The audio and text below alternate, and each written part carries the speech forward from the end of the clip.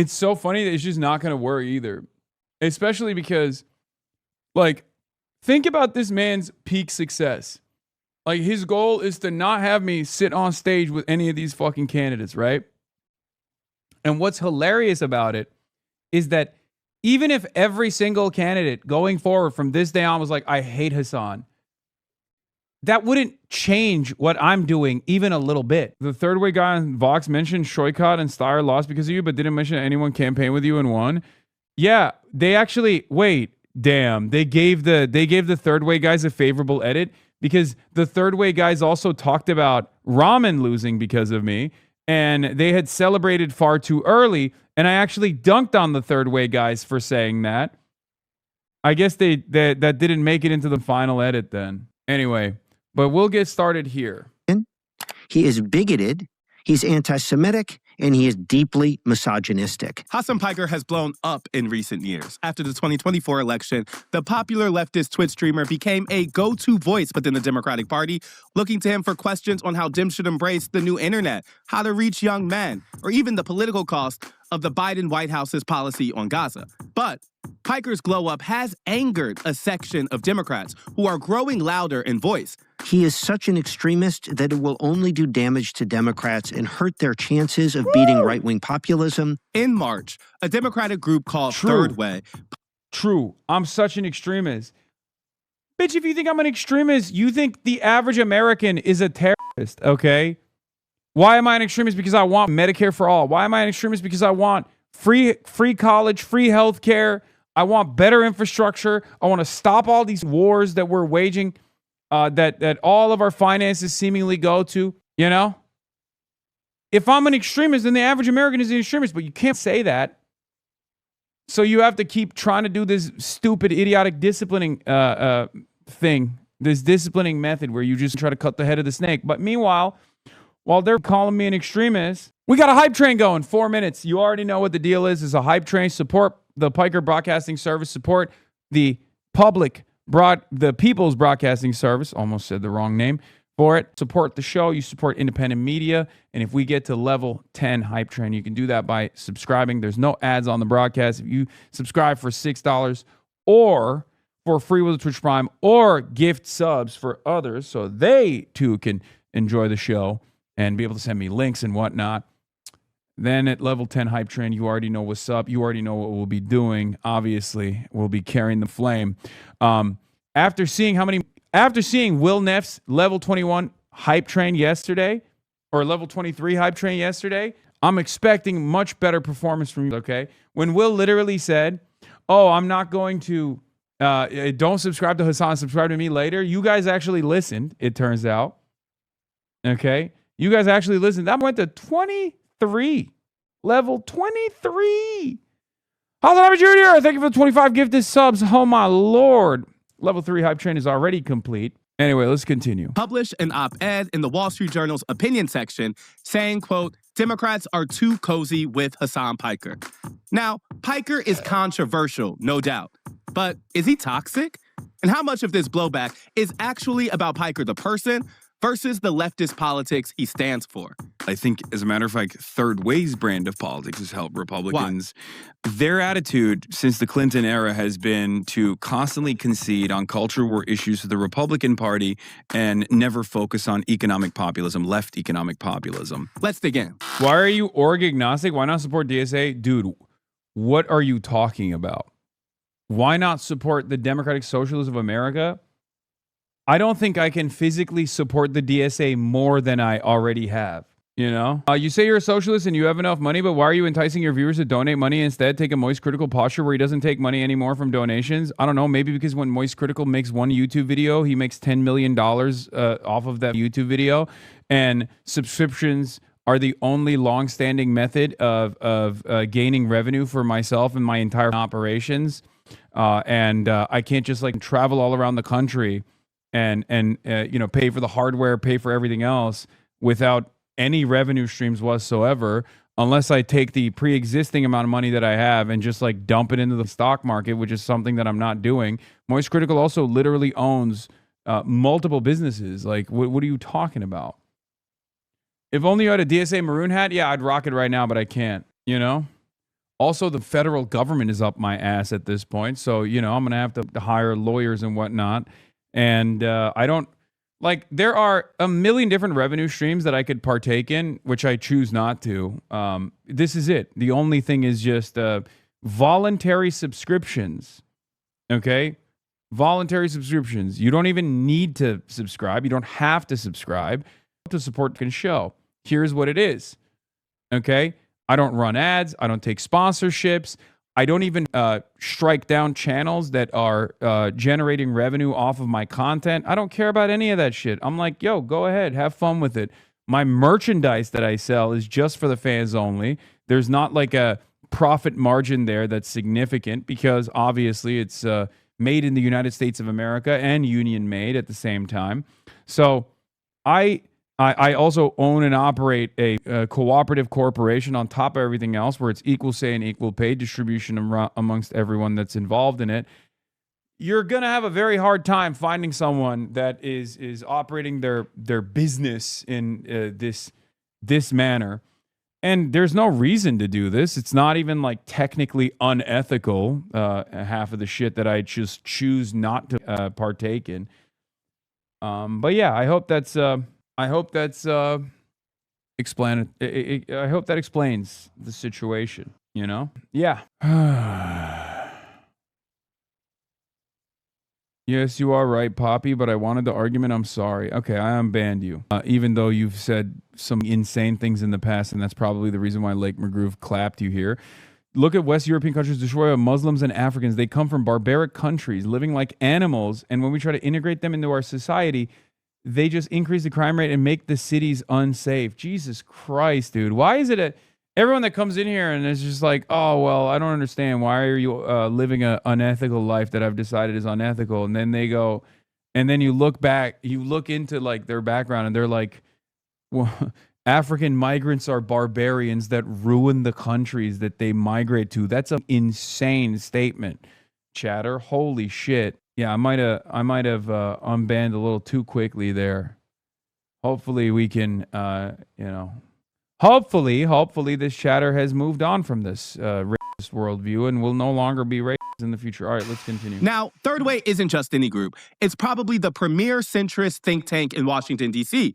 Their whole thing is about pushing the Democratic Party to embrace more moderate establishment candidates that more closely align with their views and, in Third Way's opinion, do better on the ballot. And while I want to know why Third Way thought it was important to publish this article this year, I wanted to begin by highlighting what the op-ed's general argument was. Here's one paragraph that I think lays out their argument well. Mr. Piker is often called progressive, but that does violence to the term. A self-identified Marxist, he has referred to ultra-Orthodox Jews as, quote, inbred, employed anti-Semitic dog whistles against an anti-Hamas viewer of his stream, compared liberal Zionists to, quote, liberal Nazis, unquote, and said, quote, Hamas is 1,000 times better, unquote, than the Israeli state. Now, I get the importance of what they're saying, and we know anti-Semitism is an important issue in this country. But I also have more questions, so I connected with John Cohen. Cohen is the president of Third Way and the co-author of this piece in the Journal. I wanted to make sure that I had a good handle on their argument and also push the organization on its motivations and goals. Thank you so much for joining us. I appreciate it. Delighted to be here. So to begin quickly, let's hear your case. Third Way has argued that Democrats are too cozy with Hasan Piker. Why? Look, bottom line is it's a free country, and I believe in free speech. So Hasan Piker should be free to have his own show, to stream, to say and do whatever he wants. That's not the question. The question is, should Democrats be supporting him? Should Democrats campaign with him? Should Democrats seek his... I think there's something really funny about this guy who has it ass backwards, and I kind of like brought that up a little bit in the conversation, but it bears repeating, which is dog. When Democratic candidates have me on stage with them, that's not actually beneficial for me. Like, you have it on backwards. They're asking me to go on stage, not because they love me and they're like, oh my God, it would be so sick. Level 7 hype train complete, by the way. We're at level 8 hype train. Keep those subscriptions coming. But as I was saying, they do that. Well, one, because, there's logical alignment there. But they also do that because it gives them credibility on certain issues. And it's beneficial for them. What these guys think, unfortunately, because they're wrong, it's ass backwards, is like those guys are just out of the kindness of their heart offering me a fucking platform. I'm giving them a platform, dude. What do you not understand about this? You mogged us, Hasan. Damn, enjoying the new house. Yes, dude, this is the new house. I'm in a fucking penthouse on Billionaire Row. Endorsement should Democrats cozy up to him? And the answer is definitively no. Not just because the things he says are profoundly offensive, and I will run through those in a moment, but because he is such an extremist that it will only do damage to Democrats and the Democratic brand and hurt their chances of beating right-wing populism and expanding the map across the country. Hasan Piker is anti-American. He is bigoted. He's anti-Semitic. And he is deeply misogynistic. I kind of wanted to have two questions just to set the scene before we dig into the claims of the article.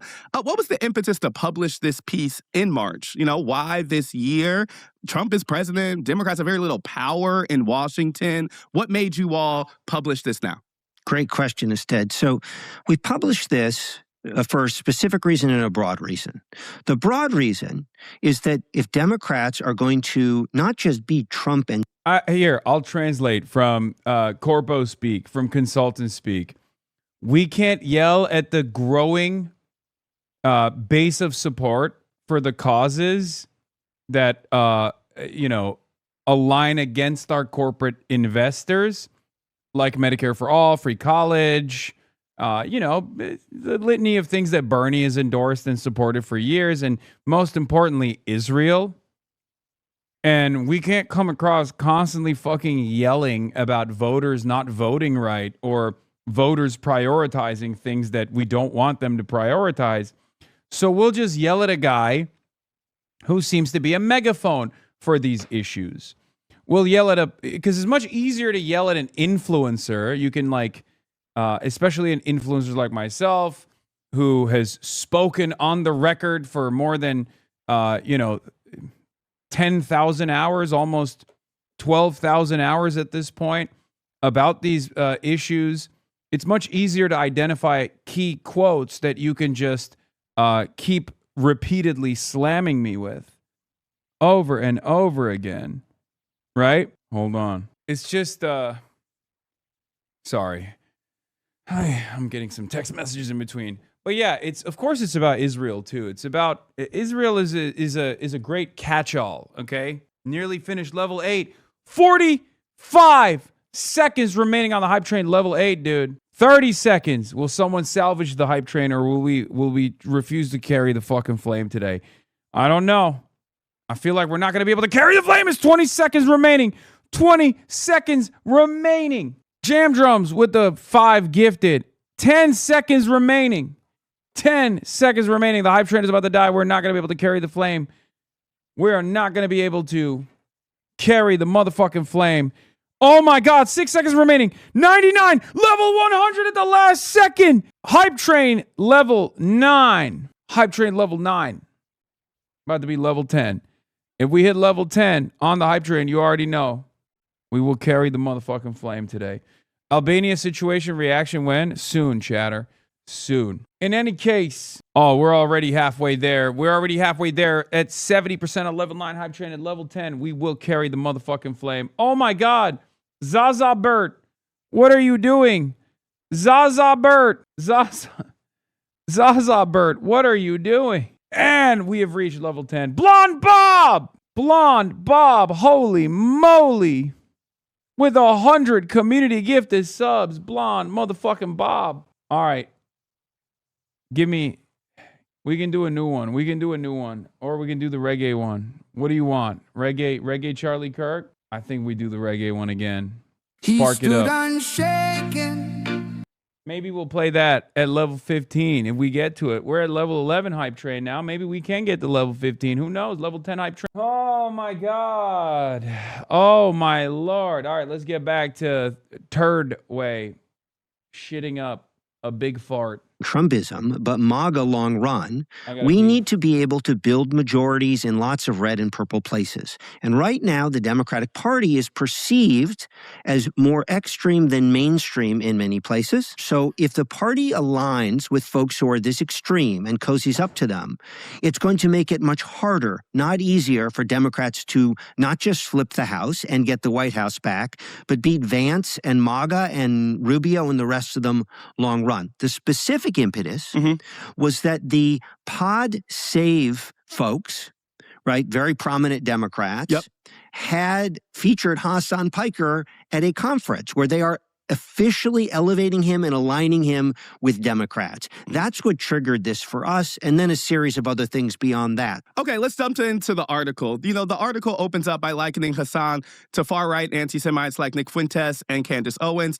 Part of the piece reads, quote, left-wing anti-Semites are savvier than the Nazi endorsers on the right who marched in Charlottesville, Virginia, and sat for dinner with the president. This was the first sentence that kind of jumped out to me in the piece because it does seem like Savier's doing some work here. There are material differences between Piker and Fuentes, at least some. Piker has voted for Democrats, Harris in 2024, Biden in 2020. He has openly opposed Trump, while Fuentes has openly praised Hitler, dined with Trump, kind of as the piece reference. Does that make them categorically different or just packaged differently? How is that not a material difference, just savvy, as the piece says? Well, let me say a couple of things. First of all, Hasan Piker is dangerously close to Nick Fuentes in the level of bigotry and racism and misogyny that he espouses. I mean, it's just staggering. Let me just for your listeners, they really need to understand. This guy is out of his fucking mind. And anyone who is even remotely familiar, Ested knows me, obviously. Ested has literally invited me to speak at University of Chicago at the Politics Institute. So it's like, I don't think this guy knows that, but it doesn't matter. And obviously, I don't think he's going to push back on any of this stuff. But it's totally ridiculous, preposterous to make this comparison. And no one with fucking half a brain cell is going to agree with this. Who this guy is. This is what Hasan Piker said about Miley Cyrus. I want to say thank you to Miley Cyrus for showing off her camel toe at the VMAs the other night. I always knew Hannah Montana was a little slut. Don't even try. Dude, it's like you're posting this video that someone else unearthed for you from literally fucking 2013. The video was so unbelievably cringe, attempted satire, and I've addressed it 750 gorillion times.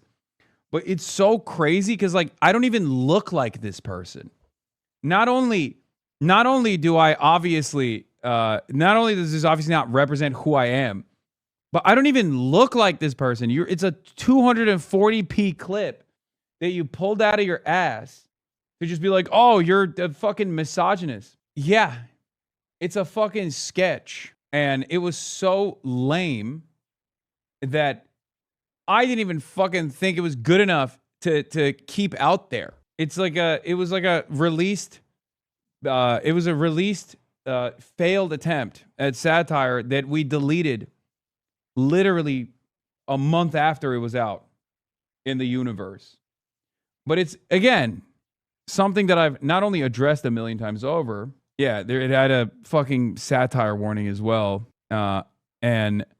But it doesn't even fucking matter, right? It doesn't even matter because it's something that I've already addressed a million times over.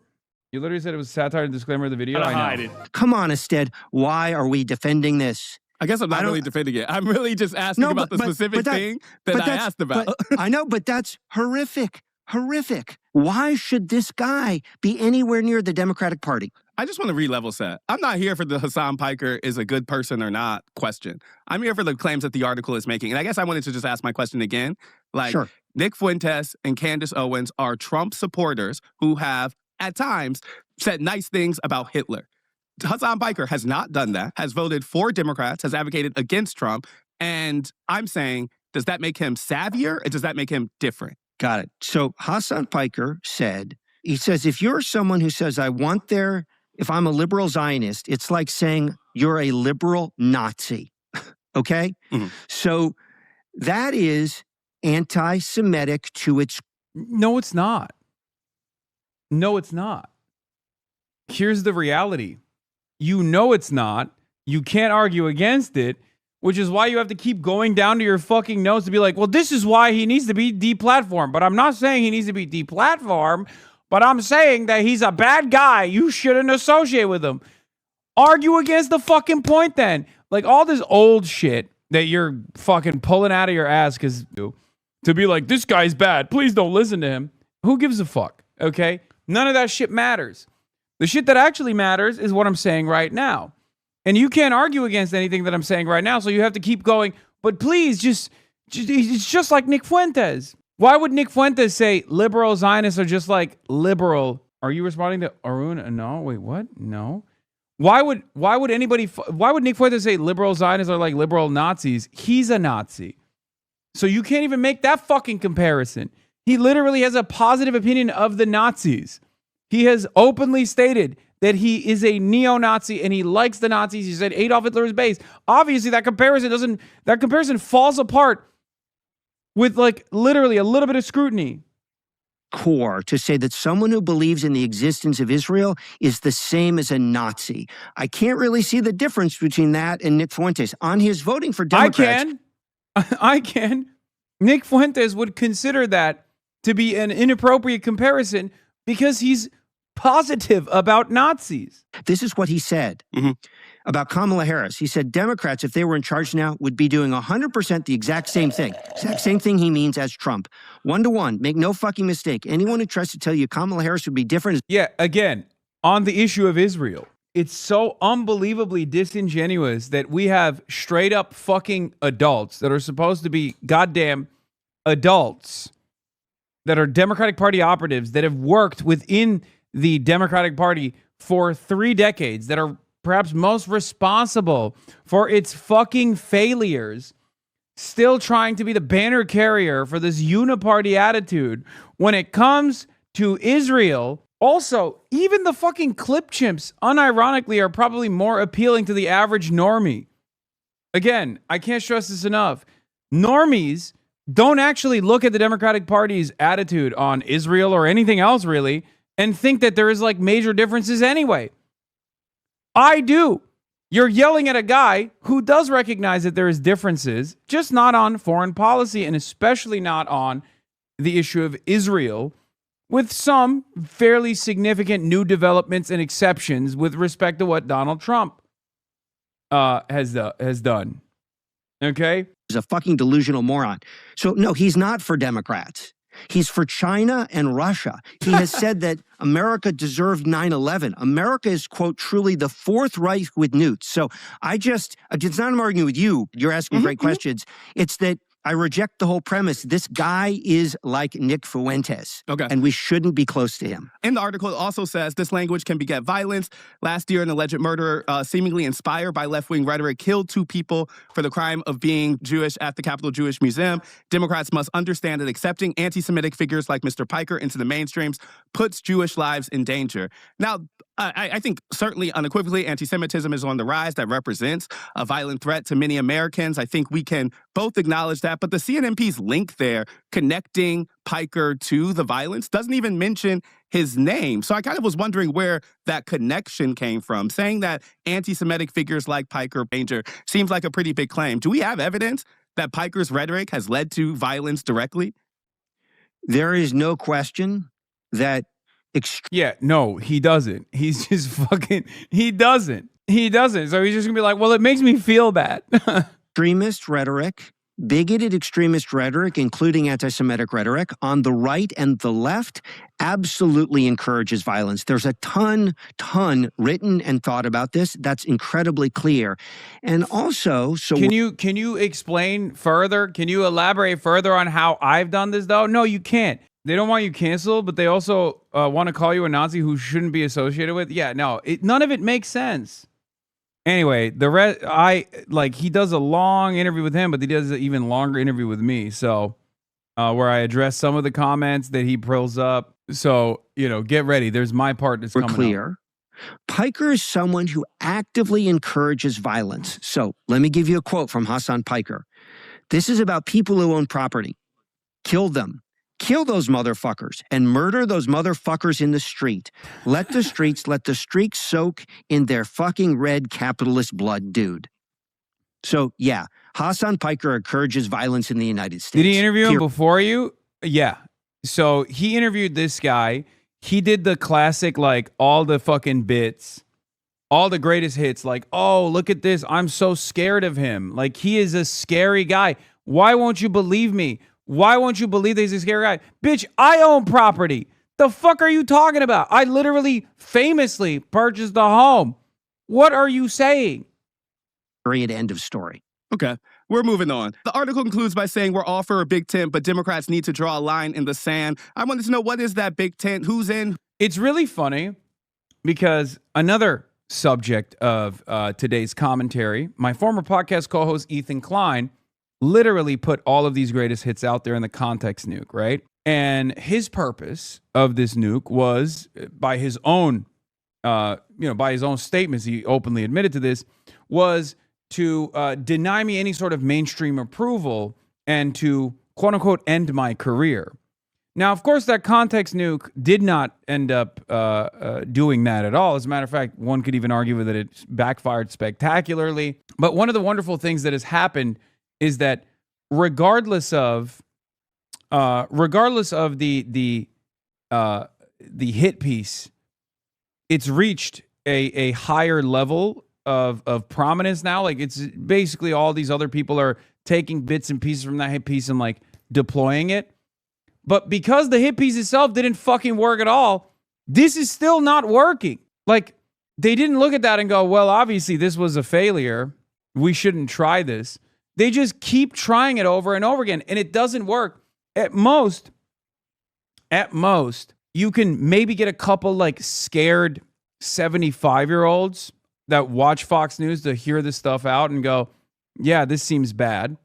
If that's their first interaction with me, right? But it's just pearl clutching. It was just, and it has been, and it will still forever be pearl clutching at a time when most people have a negative association with that sort of thing.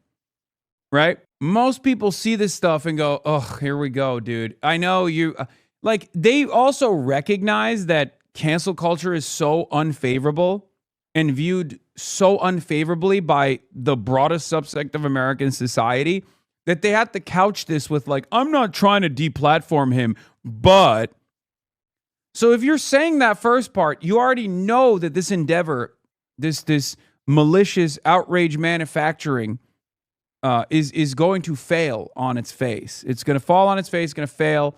It's not going to work because most people just go, I don't give a shit, man. I don't care. Like, who cares? Okay, this guy's bad. Why should I give a shit about this? Why not keep trying it over and over again? That's what centrist corporatist hacks do with Trump every 4 years. Yeah, but it didn't even work with Trump. That's the point, right? They tried this with Trump. It literally didn't work with Trump, and they're still trying to do it. And now they're like, maybe if it didn't work with Trump, but maybe we can do this to the socialist left flank. It's not working. It's not working. People are smart enough. People are smart enough to, one, get annoyed with this shit because it's unbelievably fucking annoying.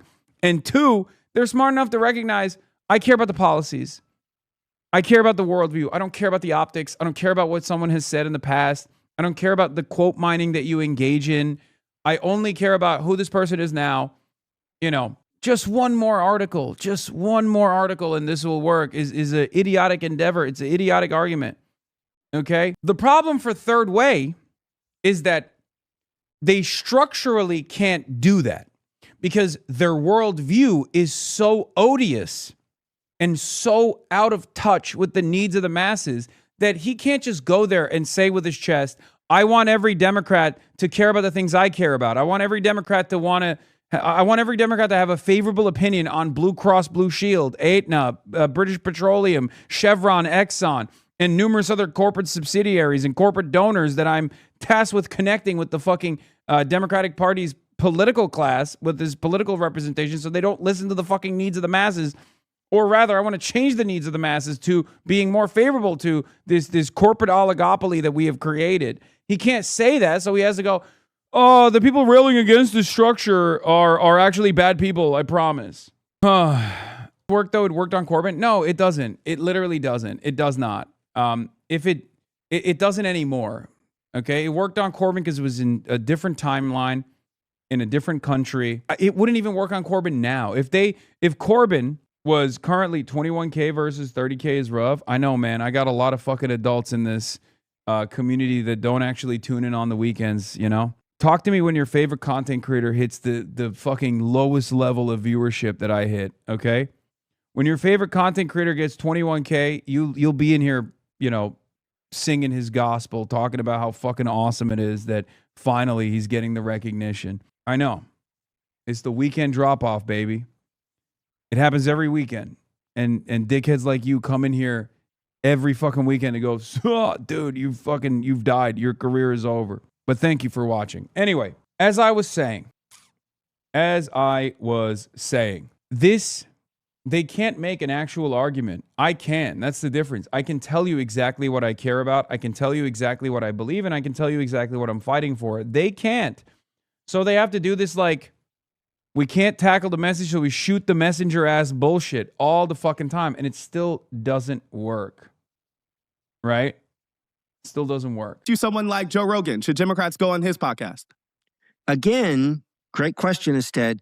Democrats should go anywhere and everywhere to make their case and to argue against people who are bigoted. So if you go on Joe Rogan and you disagree with his point of view, argue vociferously about his point of view, call him out. If you disagree with Hasan Piker, fine, go on his stream and argue against him and denounce him and expose him for the bigoted guy that he is. That's not our beef with Piker. Our beef with Piker is, this is a great why take. should Democrats... Yeah. Some of the most blatantly identitarian people left on this site are pro-Israel moderate Democrats, people like this, that will cynically say, like, at some point, Dems are going to have to acknowledge how ridiculous it is that all of our top punditry is straight white male trust fund babies. Meanwhile, our coalition is predominantly working class women, BIPOC. Yeah.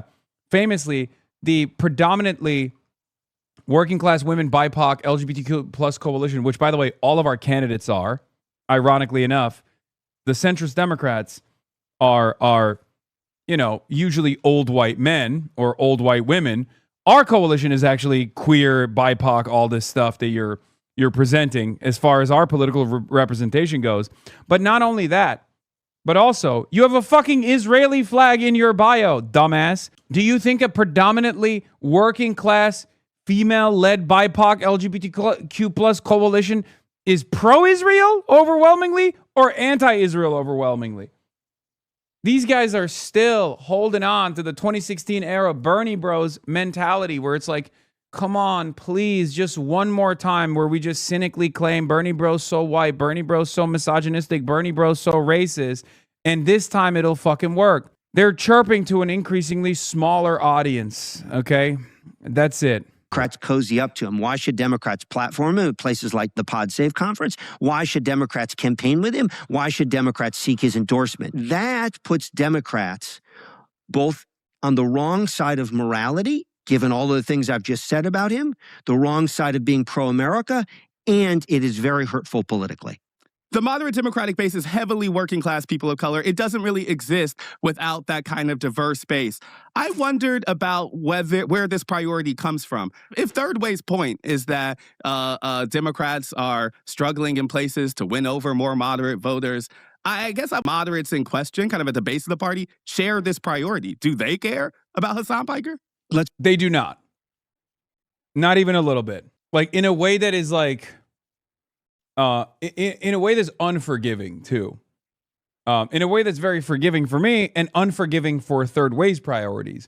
Because once again, the quote-unquote moderate base of support align with me almost entirely. Okay? Maybe not to the degree, maybe not to the choice quotes that they clip out of context or find from like fucking 2013, you know what I mean? Like from 13 years ago to be like, this is what he believes right now. Like, I'm sure there are plenty of things that you could present that the average American voter that's like leaning Democrat would look at and go, I don't agree with this. This is ridiculous, right? But broadly speaking, the issues that I care about, the issues that I fight for, whether it is to call into question America's allegiance to Israel, whether it's to demand free healthcare and free college education and a better infrastructure, to change our spending priorities, to improve the material conditions of the American working class, as opposed to what these fucking dickheads advance and advocate for, which is the exact opposite of those things. Who do you think the average American, like, which message is going to resonate with the average American voter? Saying, fuck Israel, we should stop giving them money and spend that money on healthcare instead?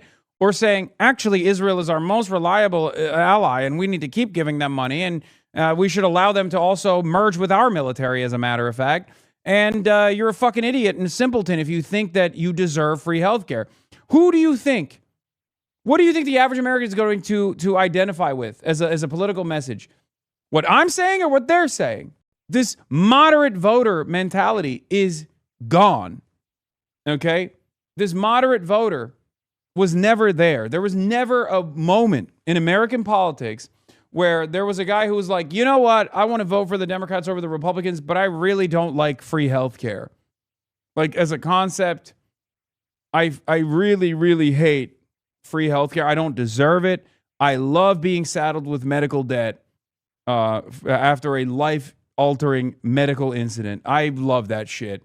As long as Aetna and Blue Cross Blue Shield are turning profits, as long as they are increasing the GDP year over year, I'm happy as an American civilian, American citizen, and American voter.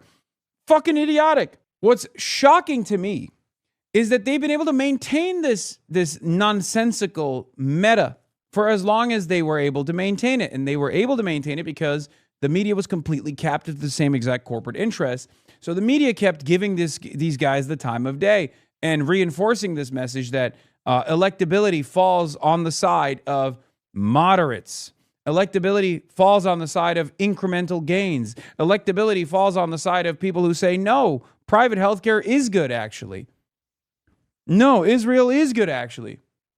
It's not real. And it's such a demonstrable failure that Kamala Harris represented those values, and she failed spectacularly. And she failed in such a spectacular manner that even the voters were like, oh, dude, you've been lying to us. Take African-American voters who want to win.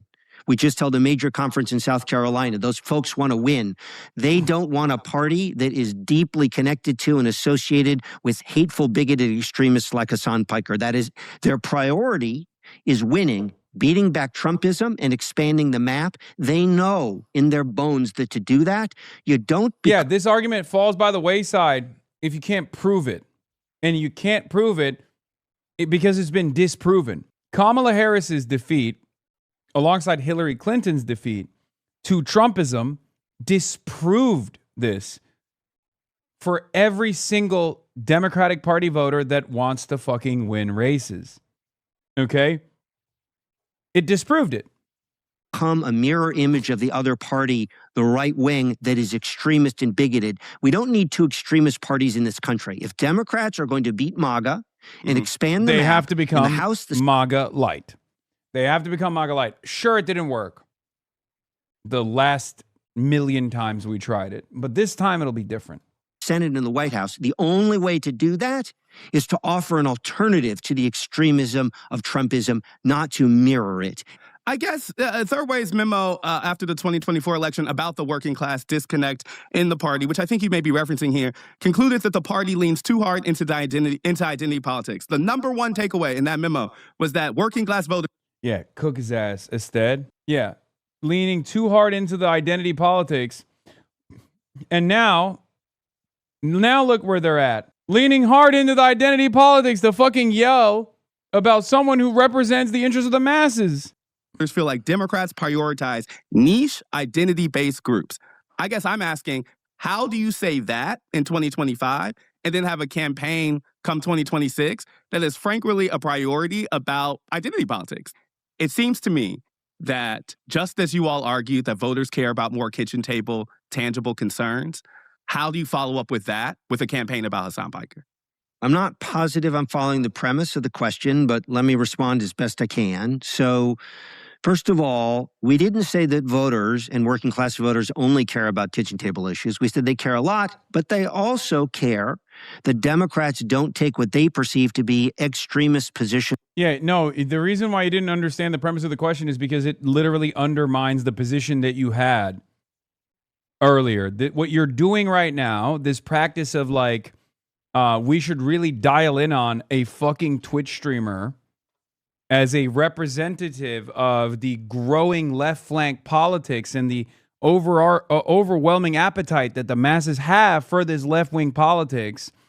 We should cast it aside as extremists and literally hit the same identity politics lines, the cynical deployment of IDPOL that we previously said sucked dick. On culture issues.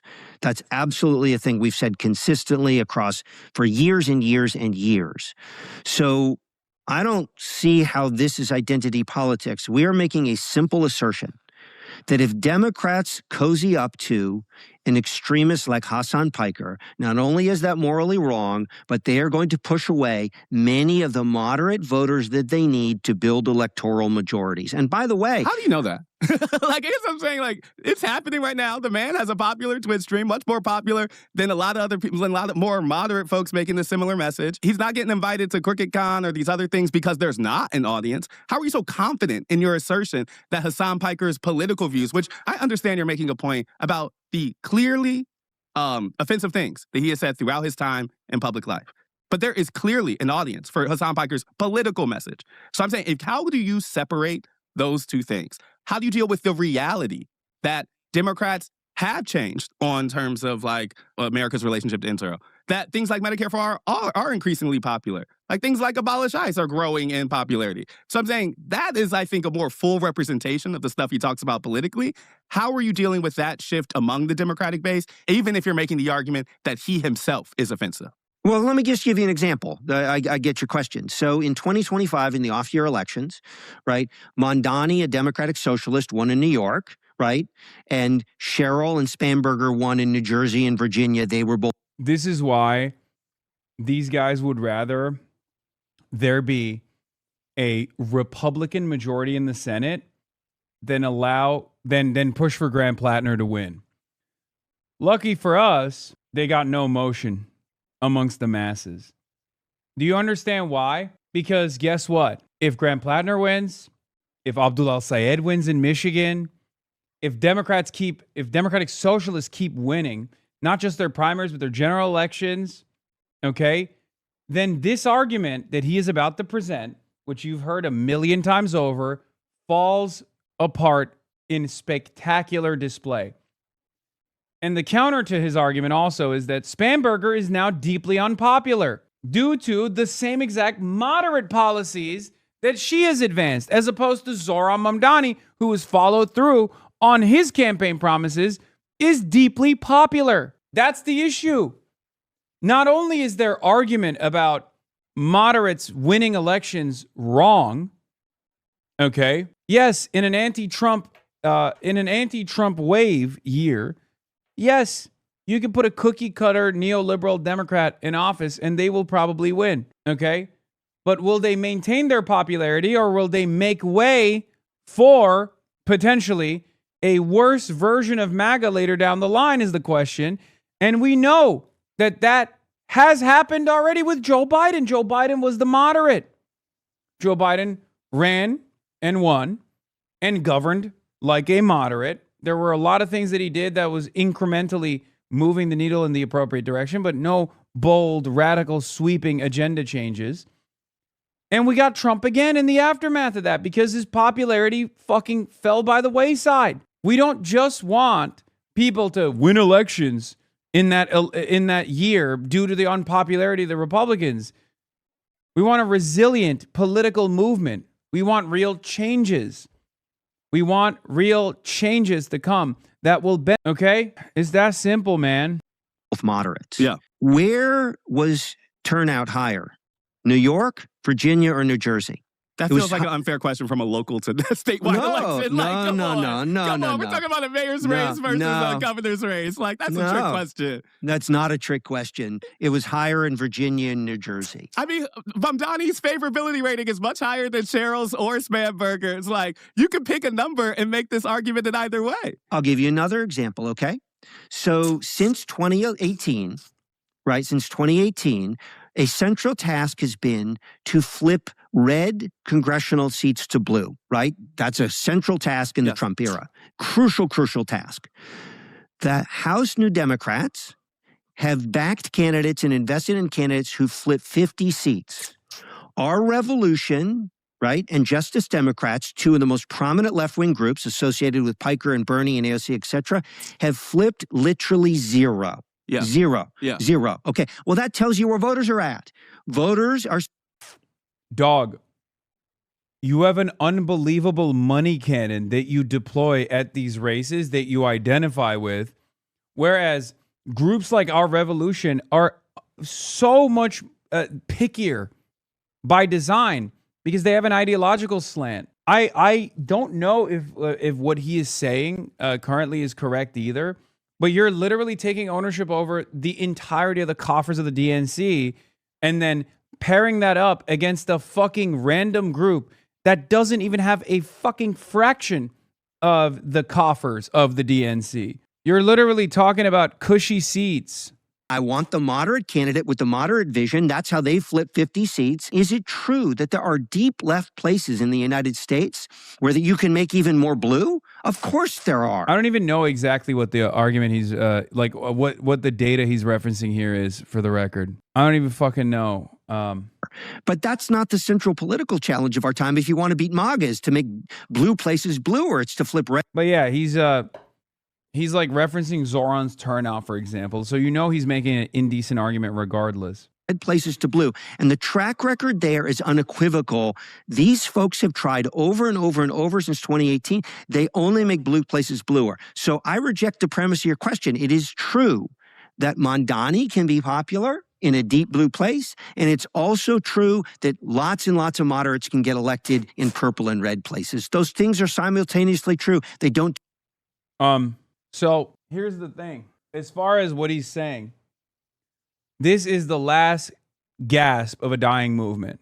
Neoliberalism is dying. People find this kind of politics to be repugnant. It's elitist, it's out of touch. It puts corporations and corporate interests first over the interests of the masses, right?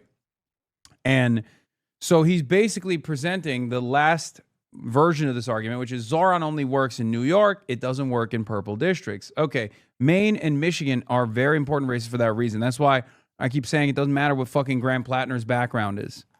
Okay? Doesn't matter what Graham Plattner's background is. Doesn't matter what the fucking red flags are there. As far as like an argument against the way that these guys have represented the best possible electoralist method, Graham Plattner and Abdullah Syed are going to be the final nail in the coffin for this kind of pro-neoliberal, pro-corporate Democrat message from advancing. It's the last place that they can point to. Once that goes away, they're going to say, oh, why can't socialists win in Alabama? And guess what? We'll fucking win there too one day. All right? But that's all this is. First, they say socialism doesn't win anywhere. Then when it starts winning in places like New York, they say, oh, it's just deep blue. That's why it's winning in New York. Once it starts winning in purple areas, they're going to say, why doesn't it win in deep red? Okay? And one day, we'll win in deep red places too. Disprove each other. Yeah, I agree with that. I mean, I think that particularly to your point about like the left coalitions not necessarily succeeding in red to blue places, I think that's unequivocally true. Their goal seems to be a little different. Their goal is to somewhat change the Democratic Party, and the way that, you know, MAGA and Trump, others had a specific goal of changing the Republican Party through primaries, through pushing candidates that believe a specific vision. It seems like we're talking about kind of two different things. But I mean, let's ask a question. If the existential threat politically of our time is MAGA and Trump, the job is to beat them, to win the White House, to flip the Senate, and to flip the House. That's the job.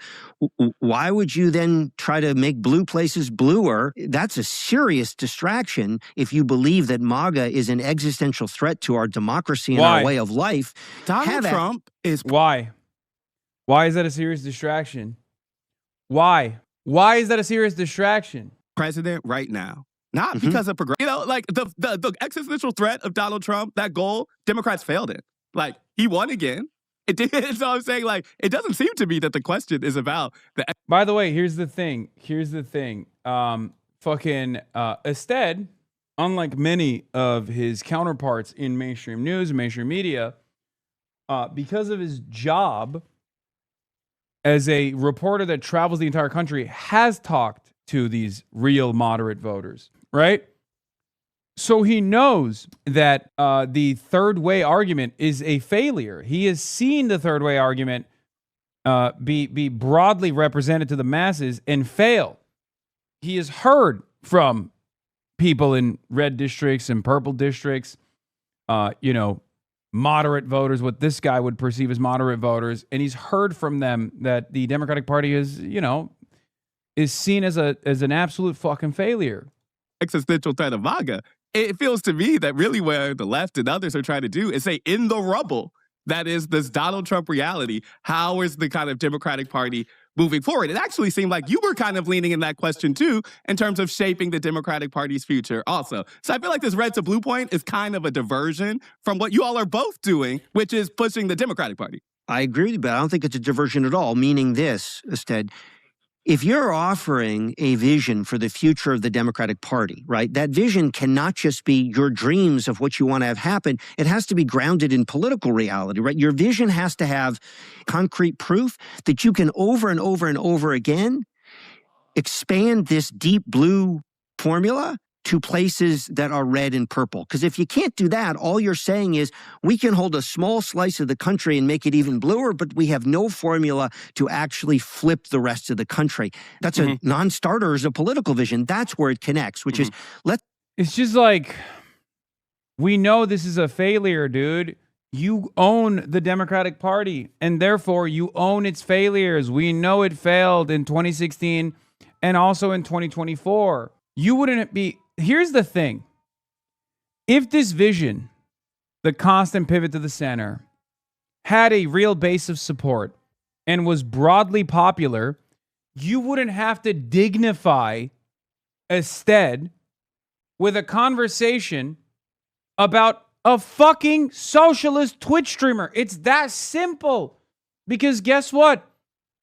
We'd be living under Kamala Harris's first female presidency right now. If that vision was a success and it was objectively popular and it could defeat Trumpism, you wouldn't be going on fucking Vox.com debates over how wrong someone like myself is. You wouldn't even know who the fuck I am because your vision would have won. It would have proven without any doubt whatsoever to anyone who is knowledgeable on the issue, anyone with a crumb of interest in winning elections, that your style of politics had a real market, had a real audience, had a real legion of diehard supporters. And you wouldn't be wasting your time doing this shit. The reason why you're duking it out about a fucking Twitch streamer and failing to deliver a convincing message to instead is because it's failed. The Democratic Party has failed over and over again. Have great ideas. I agree with you. Great debate about left-wing ideas. But half of what you offer as a political movement has to be a formula for flipping the country your direction, and these guys have utterly failed at that. We're going to talk to Piker, as we mentioned, about these controversial statements, about the distinction between anti-Semitism and anti-Zionism, and what he thinks about his responsibility to the audience. I think one thing that's important that we haven't really talked about is this is different than kind of a traditional media person or endorser because, these Twitch streamers make a lot of money from controversy, and there's not really a gut check on accountability. So all I'm saying is we're going to ask about all that. Is there anything that you think he hasn't answered or is a question that you want to put in front of him from Third Way? He has said repeatedly that he doesn't want to apologize for anything he says. He doesn't take it back. It's all taken out of context. We've heard him say that many times. That's not true. So, again, same thing. Listen, man, if you serve a fucking platter that has a diverse range of issues that you're representing as though it's like it bears significance on my current attitude or my current advocacy, while simultaneously peppering in actual shit that I have said recently and do believe and do stand by. Yeah, some of those things I'm not going to apologize for because there's nothing to apologize for, like the Israel-Hamas dynamic, right? But yes, of course, there's plenty of things that you've brought up in here that I have apologized for in the past. Could go through all these quotes. I gave you the one on Miley. Yep, we'll ask about that one. Okay, how about this one?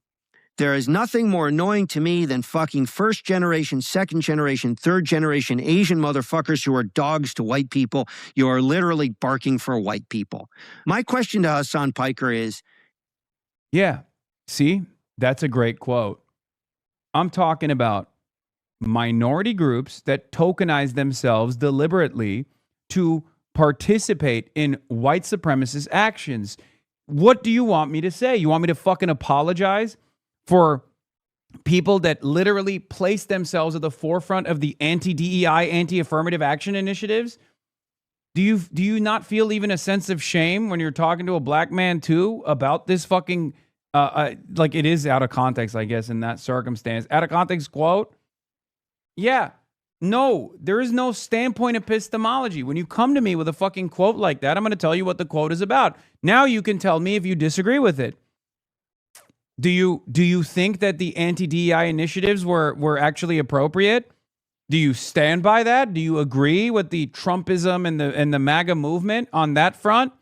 Do you think it was good that a bunch of white supremacist organizations with a white supremacist goal of destroying what remains of a crumb of hope, a crumb of upwards mobility that we've offered to some black people if they're fortunate enough to receive it, that getting destroyed was good? Is that how you feel? You think the anti-DEI initiatives are solid? Yeah, I think it's fucking ridiculous. I don't give a shit if it's a white supremacist organization that puts at the forefront of their message a bunch of students that have been harmed by affirmative action and anti-DEI initiatives that happen to be Asian. Yes, they're using standpoint epistemology to advance a white supremacist agenda. Okay? Is he ever going to apologize sincerely and profusely and go on an actual apology tour for the...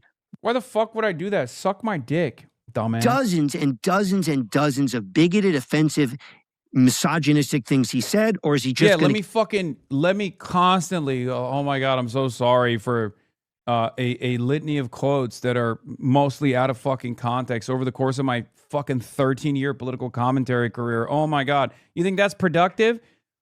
Talk about a fucking distraction. God, this is the mighty falling out of favor, okay? This guy worked for presidents, okay? This guy and this institution was at the center of power in the Democratic Party, and now he has reduced himself to debating Twitch streamers, dude. It's over. Your movement is dead. It's done. We are coming. It's that simple. You can keep crying and behave baby over and over again. Be like, oh, it hurt my feelings. I heard some of his quotes and it was scary. But the real thing you fear is not necessarily the things that you heard about me that really frustrated you. The real thing you fear is that you're losing prominence, okay? You're not even debating Twitch streamers. It's even worse. You're debating about Twitch streamers because you can't fucking talk to me directly either. Because I've already said it. Like, I'll talk to anybody at fucking Third Way.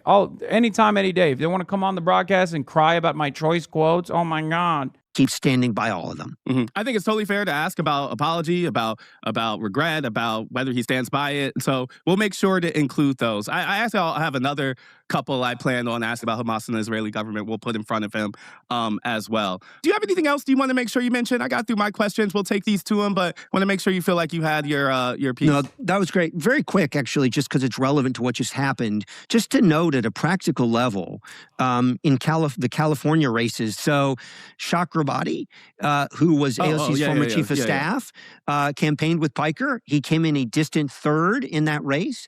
Tom Steyer went on Piker's stream. So I get it, but as a very practical... Yeah, he also brought up Nithya Raman, but instead gave him the favorable edit. Yeah, they took out the Nithya Raman part. I know. He brought up Raman too, but by the time they had come... by the time they'd actually interviewed me, it turns out Nithya Raman had won over Spencer Pratt, and I talked about that extensively with Ested. So I'm a little sad that they edited that in his favor, okay? Because I know he brought that up because Ested brought it up to me, and at that point Nithya Raman had won, and I even brought up the fact that this guy was actively celebrating a Republican like Spencer Pratt winning, or what he thought at the time was a victory over Nithya Raman, and it showed his priorities. Practical matter, if you're a Democrat who wants to win, much less one who has some kind of high moral standards against bigotry and racism and misogyny, very unclear that as a practical matter, Piker gets you much of anything except driving away people who matter to building a big Democratic tent. I want to come back. Here's what we are asking of Democrats.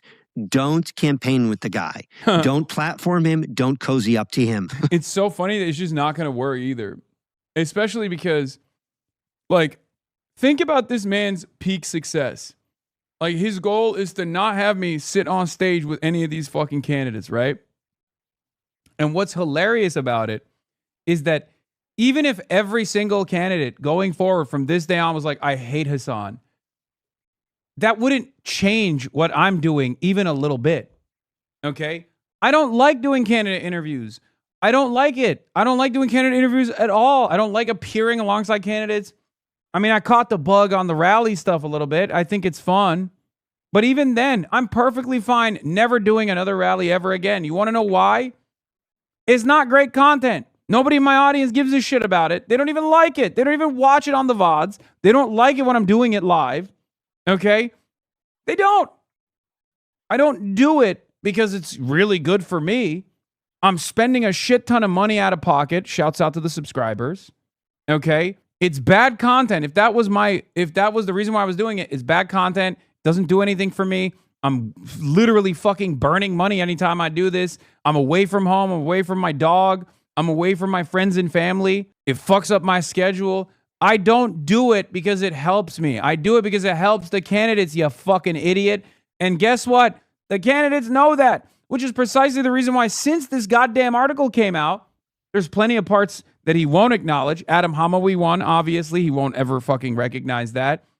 And Abdul Sayed has surged into first place in the Democratic Party primaries in the Senate race in Michigan. Okay? That's the thing. Chris Rabb won as well against the Democratic Party machine. That's the beauty of it. He won't talk about the fucking victories because he's trying to actively try to get everyone to stop talking to me.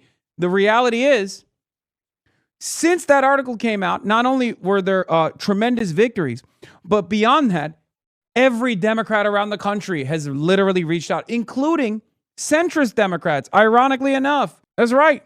Centrist motherfucking Democrats have reached out because they were like, oh my God, this guy clearly has a big audience and he's speaking for a cause that we need to hear from, causes that we need to actually gain more legitimacy and more prominence in.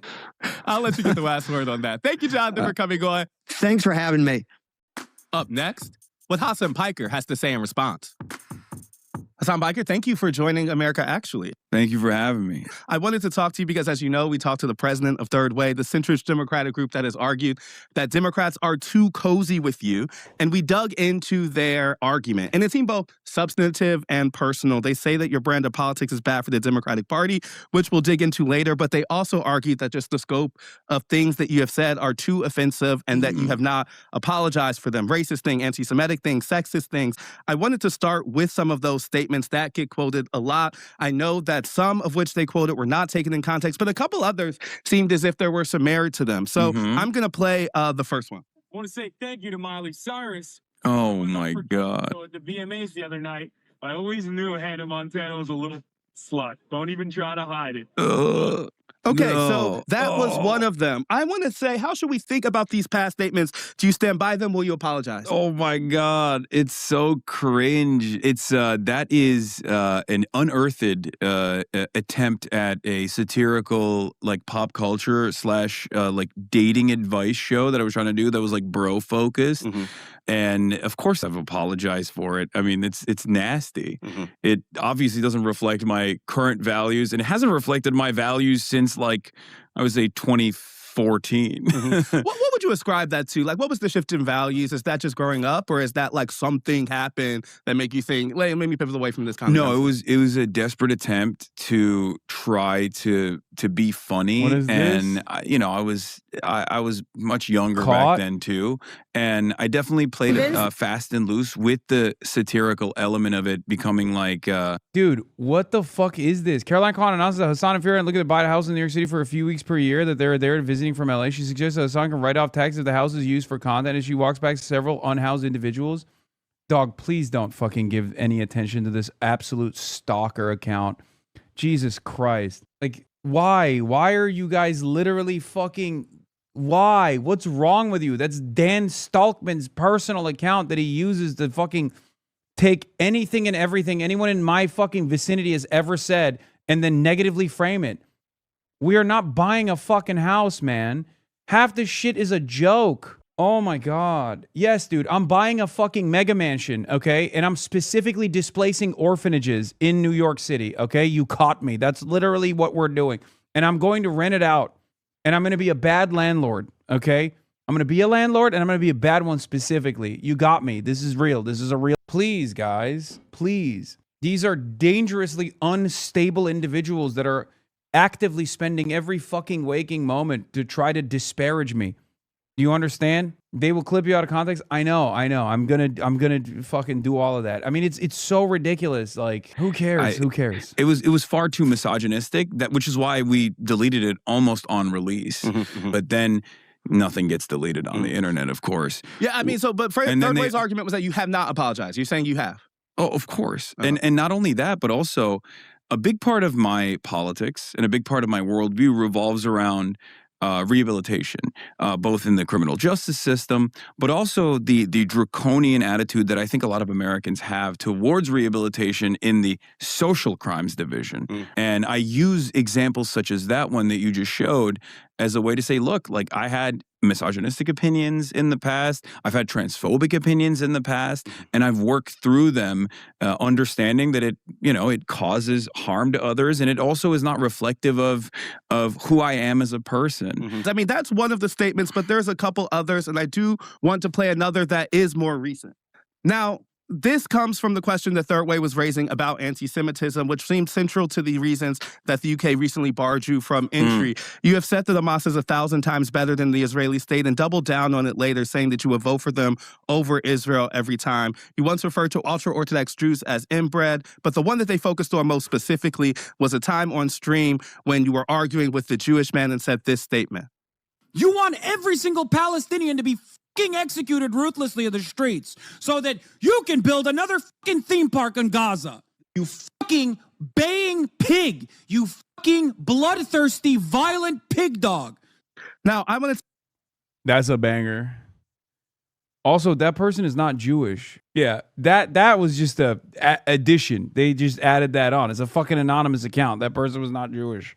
To ask about that because they brought up that specific slur as something that you also have not apologized for. In the aggregate, how does this not add up to someone who has trafficked in anti-Semitic tropes? Yeah, I didn't even know that this is like in any way, shape, or form anti-Semitic. The term, the utilization of the term "pig dog" is what is in contention, right? Yeah, I didn't realize that. I don't even think anyone else realizes that this was actually an anti-Semitic statement. I've only heard about it being referred to as like capitalist pig dog and red alert as a common thing that socialists have deployed against capitalists and fascists. But that common alike. thing could be based in a history that has anti-Semitic ties I to didn't, it, right? I didn't know that. And so to the same question becomes the same. They were asking specifically.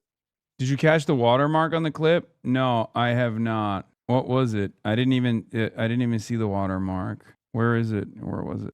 Oh, these messages from Hamas Piker. Oh, God damn. Yeah. It's ironic because I do bring up the Hamas Piker website later. We heard about it being referred to as like capitalist big dog and red against anti-Semitic ties I didn't, to it, right? I didn't know that. And so to the same question becomes the same. They were asking specifically about apology. Is there one for this statement? Oh, for the utilization of the term, pig dog? Yeah, I mean, of course. It's look, I don't think they're being sincere when they say this stuff. We'll get But and you know, we can talk further about that. But yeah, of course, I never want to offend entire swaths of the population unless they're fascist. The third statement they talked about that we want to ask about, again, before we get to the kind of broader questions, is that you had advocated for violence. Now, I pushed back against some of their claims specific to anti-Semitism because I don't think that really added up. But there was a moment in the 2025 live stream when you said, quote, if you cared about Medicare fraud or Medicaid fraud, you would kill Rick. Yeah, I don't know why they're like the pig dog thing has any salience whatsoever, because I don't even think that it is like a known. Look, I have a PhD in racism. Okay, as you guys know, I'm Dr. Jihad. I have a doctorate in jihad and a PhD in racism, and that's not like an established trope. That's not an established trope at all. I don't think it's an actual anti-Semitic term. I don't know where that came from. I don't know why people say it's an anti-Semitic term. I've never heard it. But, you know, it looks like it was a common insult in Germany. So I'm sure it was used by Nazis to describe Jews, but it's clearly not specific to Jews. Yeah. It's just like, it's a reach. It's a total reach. But again, if it's offensive to people, like, yeah, I'm sorry, you know.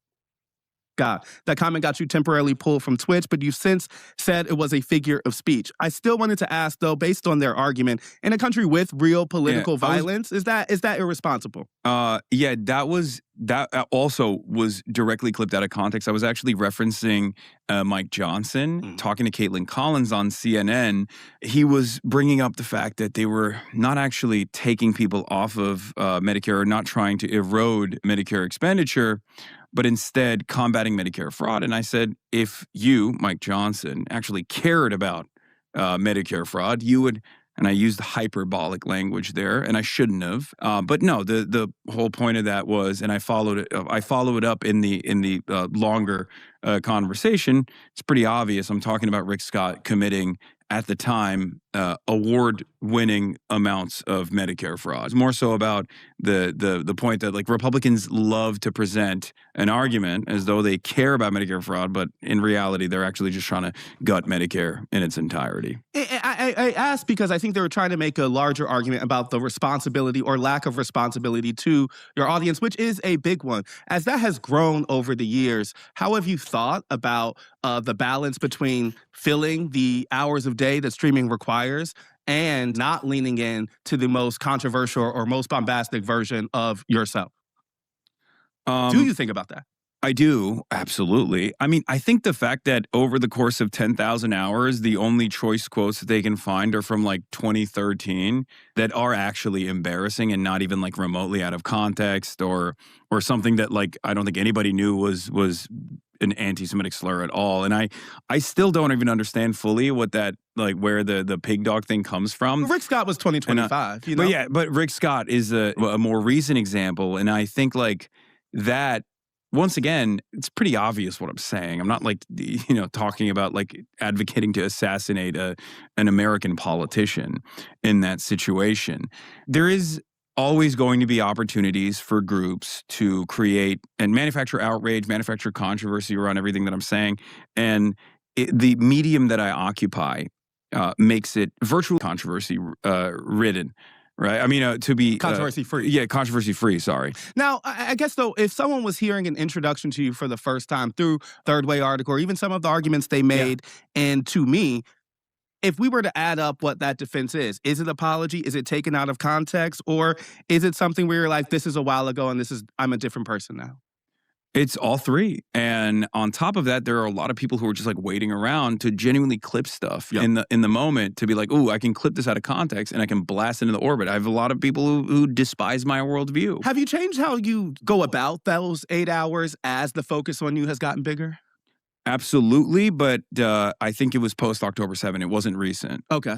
Post-October 7, I very quickly found out that there were numerous advocacy organizations and numerous groups on the internet that were volunteering to do this thing. They set up a website called HasanAbi, I think on October 14th, 2023. It's incredible. Like, October 7 happens, is horrifying. The world is in crisis. Israel very quickly goes into Gaza, starts murdering Palestinians by the hundreds, by the thousands. And there were people on the internet whose first goal in that moment was to set up a website to log every single thing that I have said about Israel from October 8th and onward. And that's when I realized, like, I have to be unbelievably careful, which is precisely the reason why since October 8th, 2023, I've talked for thousands of hours on this issue. And there's like 3 things that they can point to. And one of them is me referring to, you know, ultra far right ethno-nationalists and fascists as inbred, which is something that I deploy against all matter of racists and white nationalists in general, because that revolves around purity politics, like genetic purity politics at the end of the day. And I think that's a normal pejorative to deploy against, you know, neo-Nazis and far-right settlers as well. I guess I do want to clarify one big point, though. I do think that, like, the double down you made on Pod Save America, specific to saying you would vote for Hamas over Israel, is to some people enough of an offense to ignore the rest of, I think, the context you are trying to lay out. When you say Hamas is 1,000 times better, do you actually mean that? Or is that a rhetorical move or like a solidarity signal? Like what? I mean, it's all of the above. I do mean it. I think it's a rhetorical move because it frustrates a lot of people. I've also said I'm a harm reduction voter. I'm a lesser evil voter, and therefore I would vote for Hamas over Israel every single time. I want to give you another opportunity. An opportunity. I've already tripled down on it. Yeah. I'm like, you're about to triple down on it. No, I'm about to quadruple down because I tripled down on it. I tripled down on it on LBC. And I think like the quadrupling and tripling down on it is like also part of the process. Like, I'm aware that this is something that most people have never encountered. This is not a statement that they would ever hear in polite society. And that's kind of the purpose of it. It's intentionally provocative. It is intentionally provocative, but I don't think it's inappropriate. I mean, if the point of the statement is to underscore the violent atrocities that the Israeli government has committed, particularly over the last 3 years, I think that people understand that. But That's doesn't that flatten? I mean, I think the argument is that it flattens the atrocities Hamas has committed on some of the same people. I think that that flattening actually does a Palestinian resistance fronts in its entirety, because there is no flattening. When I say Israel's 1,000 times worse, I mean it, because the reality of the matter is, in the Western world, once any non-state actor is... Yeah, I'm saying, like, there's no parity. That actually is a disservice to the Palestinians if we flatten it. I'm not flattening it. I'm saying one side is worse. Okay? And this is, unfortunately, while true, 100% true, and indisputable, it's never actually mentioned in mainstream outlets. And as a matter of fact, the conversation revolves around the inappropriate nature of the person saying it. I think it's ridiculous.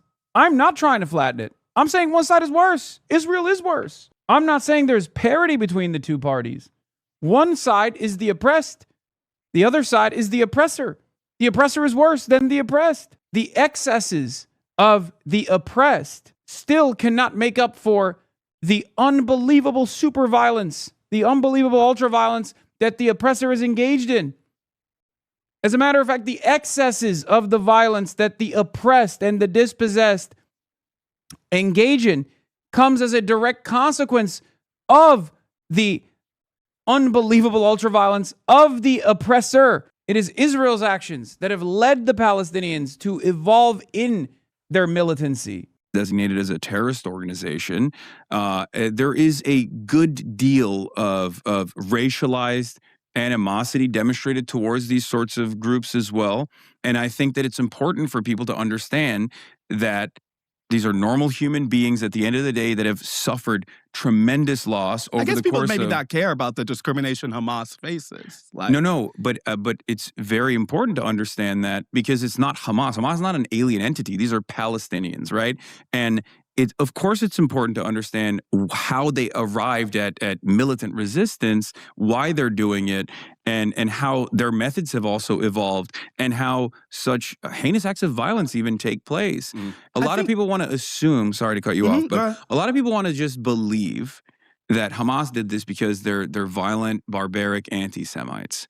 I don't think that's the case. Actually, I know that that's not the case. This is like, are there anti-Semitic people in I'm that? about to say there's certainly. Of course. I'm like, we're not about to say that Hamas is moving with some anti-Semitism baked into Of course. Now, of course, there's anti-Semitic people within the Palestinian resistance. There's anti-Semitic people in America. There's anti-Semitic people everywhere. But the anger or the goals of Hamas is to make the occupation as costly as possible while also simultaneously trying to negotiate with Israel at a time when Palestinians had been completely written off from the conversation, and that it was all but over. That the ethnic cleansing was an inevitability. I guess I just want to say, like, and I do want to move on from this, but I also think it's important to underscore that I don't think people who are maybe more good faith upset by this would not be upset by the statement of we need to understand the conditions that have led Hamas to resistance. Mm-hmm. But that seems distinct from saying I would vote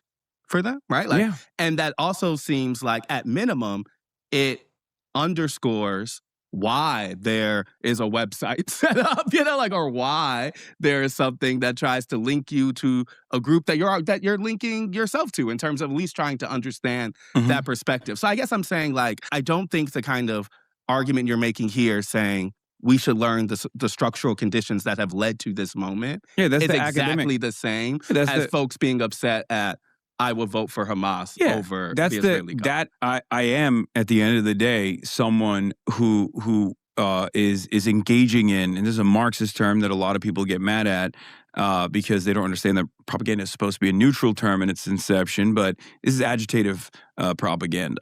The entire point I'm making there is to cause you to second guess when we have this back and forth conversation, as I'm sure many people who will be tuning in will maybe think about this perspective differently than they ever have. I think that, well, maybe that's a good place to leave it, because I feel like that kind of agitation is clear and folks can think about that argument. I want to talk about the kind of political theory of change that was also built into what the third way president was saying. I think that's a pretty solid. Look, a lot of people say Ested was being far too contentious here, but he's not supposed to fucking glaze me. He's trying to, offer not his perspective, but he's trying to give enough room for me to push back against certain points of view and say my piece. And he's doing the same to the third way guys as well. Okay? If he comes across bad in this interview, that's him falling on that grenade in an effort to make sure that he can give both sides and their perspective, even if it's an issue where he has his own personal opinions, right?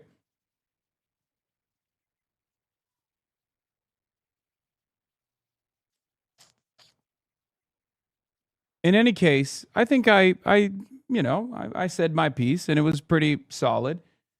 Like, if it was a more contentious interviewer, I would have definitely brought up the fact that, the Nat Turner rebellion was probably conducted by some people who had a very good reason to hate white people. I would not hold that against them.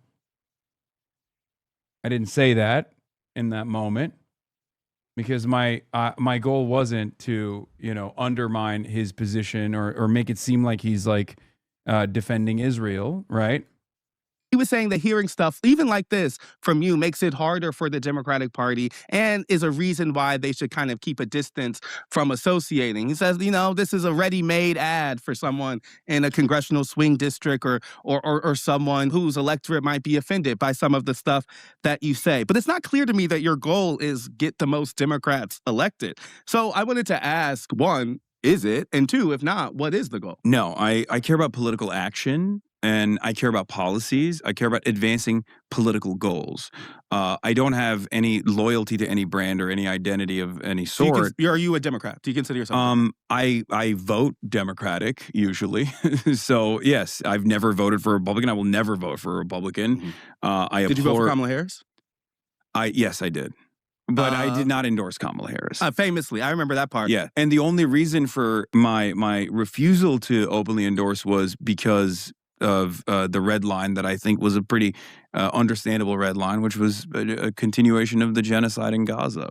Arguments. I've made the harm reduction arguments, but it's not a practical approach to winning elections. And that's something that I've always referenced over and over again, and demonstrably it's been a failure with Hillary Clinton and Kamala Harris. And it's certainly growingly true among the electorate. I know folks I met on the road, and we talked about this even back in 2024, 25, about that sense of emergency lever being pulled was one that Democrats felt increasingly that they were getting sick of kind of getting pushed into a vote blue no matter who without those questions of red lines. But, you know, a lot of your energy is spent focused on the Democratic Party from the left, moderates, donor class, abundance crowd. In a midterm where the House is on the line, where Donald Trump is, I think even in your own words, making a march towards a more authoritarian, maybe fascist country, is there a point where that type of friendly fire backfires? Like, do you worry about helping Republicans? No, I don't think this helps Republicans at all. I think, as a matter of fact, third way's brand of politics has helped Republicans. Why? Their attitude since the Clinton era has been to constantly concede on culture war narratives and culture war issues to the Republican Party and never focus on economic populism, left economic populism, because they have corporate donors, right? And their job is to basically connect those corporate donors to the Democratic Party as a whole and to maintain a certain posture within the Democratic Party's center of power that they do abide by the interests of corporations and oftentimes place them over the interests of the population. When you stream with a politician, are you reaching out to them? Are they reaching out to you? How do you go through those choices? Oh, they're reaching out. And especially since the third way stuff. Oh my God. So is that progressives only? Is that that's across the board? No, it's actually across the board. It's shocking. So how do you make decisions about who comes on the stream and who doesn't? I don't like doing the candidate interviews. I don't like doing the candidate collabs at all. It's not very good content. People don't want to watch it. It's kind of boring for the most part. So why do you do it? I do it because if there are candidates worth showing my audience, and if I want to fundraise for them, if I believe that they're decent, if I believe that they're good, then I'm willing to lend not just a platform but support to them. That seems like it's changed a little bit, or at least you're doing more of that. Like, was there like a conscious decision over the last year or so to say, hey, like, I'm going to become a more active force in lifting up these midterms candidates. I'm going to use this stream as a fundraising tool for some of these people. It doesn't seem like that's where you always were. It's not. Okay. I wasn't there at all, as a matter of fact. I mean, I've always like collaborated with politicians that I like, Ilhan Omar, AOC, and you know, Bernie Sanders and stuff, but never this hands-on. And I think the reason for that is I didn't change necessarily, but the environment did. Americans are far more... You should do one centrist rally if there's no progressive in play. It will help you tremendously. No, it won't. Your argument would be better if you didn't quote Marx there. I'd be good if you became a bit more concise. Buddy, I need you to understand something. I'm not trying to win you over, okay? Like, I'm not trying to win centrists over, or rather the centrist consultant class over. Centrist voters, on the other hand, who don't behave like centrist consultants are fine by me. Centrist voters who are not so centrist, they already do get won over. They get won over when we put numbers on the fucking board. They get won over when they see that the centrist politicians are not winning fucking races. I'd like you a lot more if you were a centrist is not something that I'm invested in. Okay? No, you have that dog in you. You already won me over, not talking about me. No. You need to rid yourself of that brain poison. You're doing that thing that I despise amongst the electorate. There are people that for decades have been conditioned into thinking that they have to not vote for their favorite candidate, but they have to vote for who the television man is telling them is electable. Okay? Those who seek out candidates that they think others will enjoy, others will like. You are doing that very same thing. Erase that part of your brain. Okay? You have the dirtiest case of pundit brain, consultant mindset. And I say dirtiest because you're not even a fucking consultant. You're not even getting paid to advance this agenda. You've just been duped into believing that centrism is something that actually wins people over. Okay? I don't want to win over the third way people because the third way people are irrelevant. Wake up! Wake up! Kill the inner liberal in your mind right now. Kill it dead. It's over. It's gone. It's done. You're doing it. Stop thinking about what other people might enjoy, what other people are looking for. Why the fuck would I ever want to win over the third way neoliberal camp?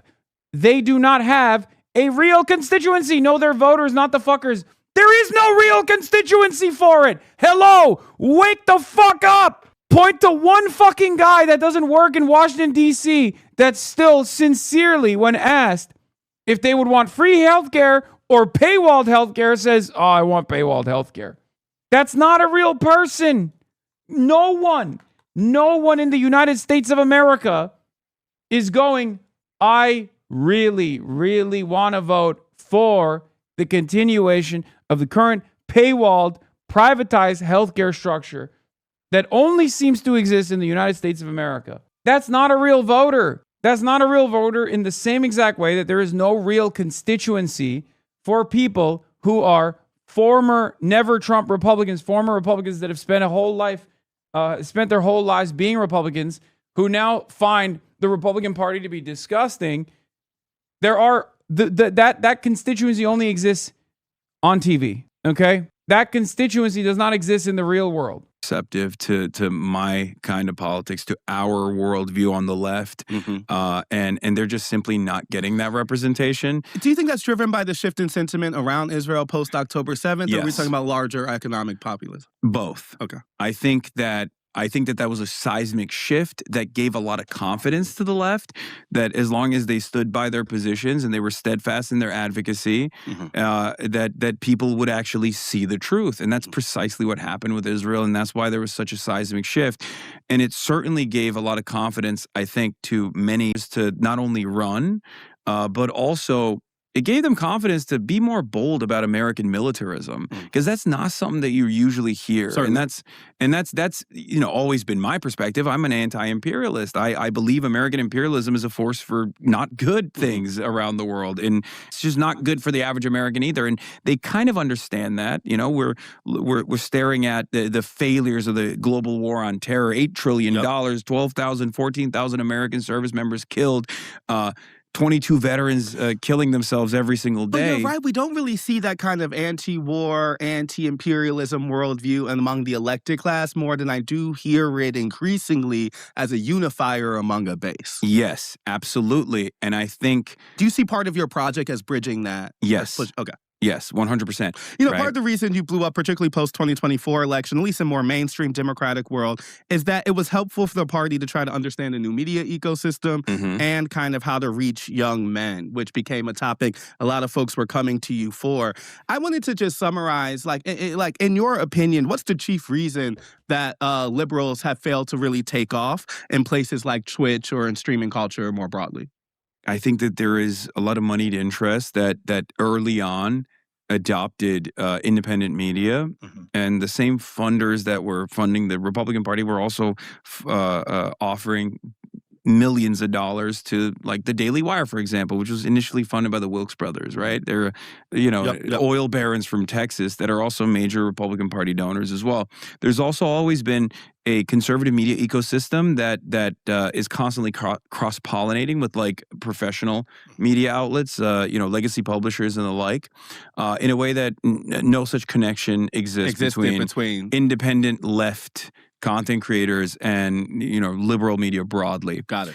But the reality is, Republicans get to portray themselves as authentic. On the internet, authenticity is everything, and Republicans present themselves as authentic by being racist. That's it. Yeah, tell it like it is. Yeah, they tell it like it is. Exactly. And Trump did that too. Yeah. To much success. Like kind of performatively offensive. Yes, being performatively offensive. Exactly. You can't really do that on the internet as a liberal. You're always going to come across as a little inauthentic. You're going to come across as like you're lecturing people. And that is a tough nut to crack on the independent media side.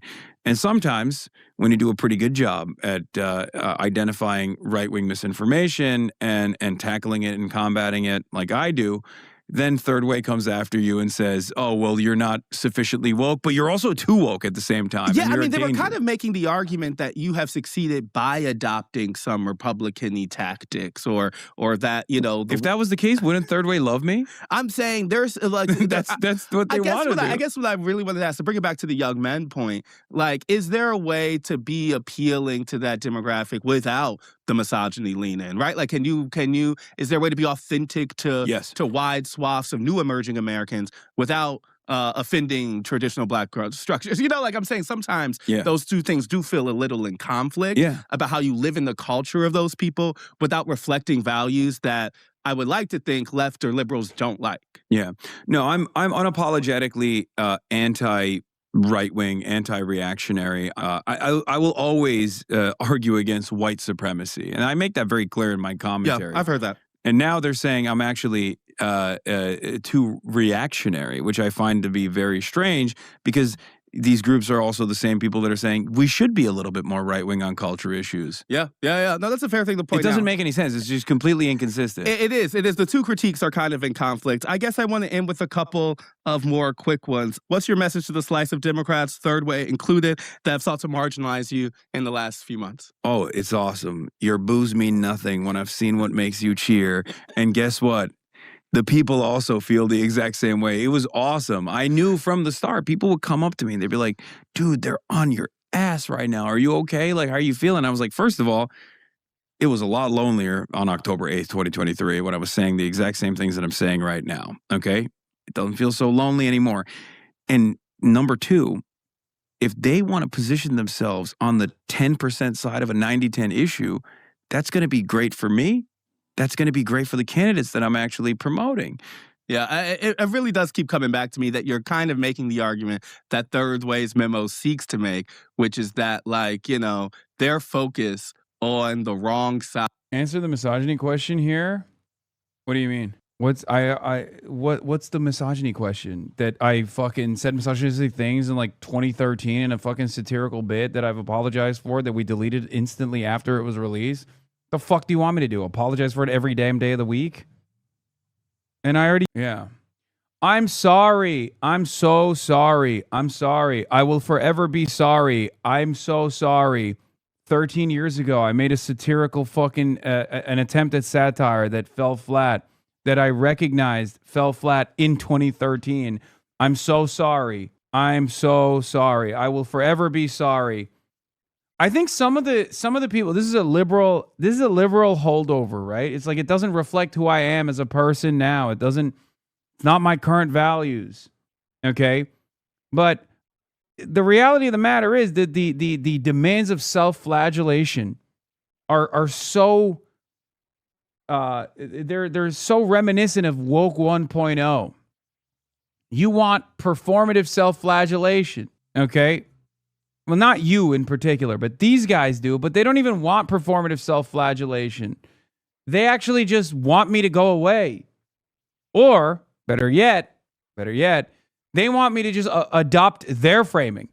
Because if you think these guys would fucking bring up, if you think that these guys would be like, I'm so offended by what you said in 2013, like, if I was a fucking pro-Israel, pro-Aetna, pro-Blue Cross Blue Shield, pro-Chevron content creator, you're out of your fucking mind.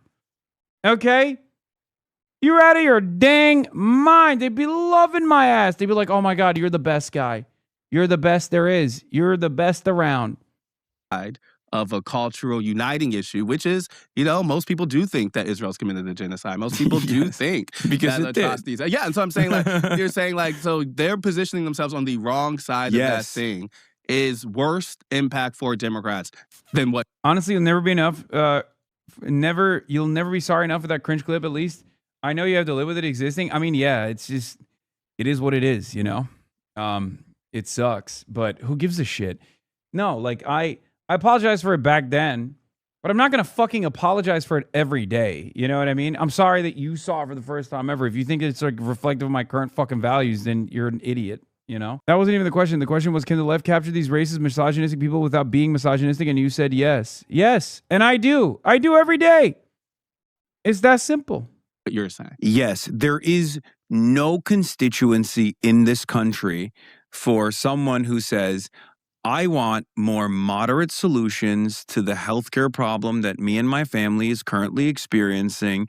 And I also simultaneously want a Democrat that's going to be like kind of racist, but not so racist that I feel racist voting for them. That's not a real person.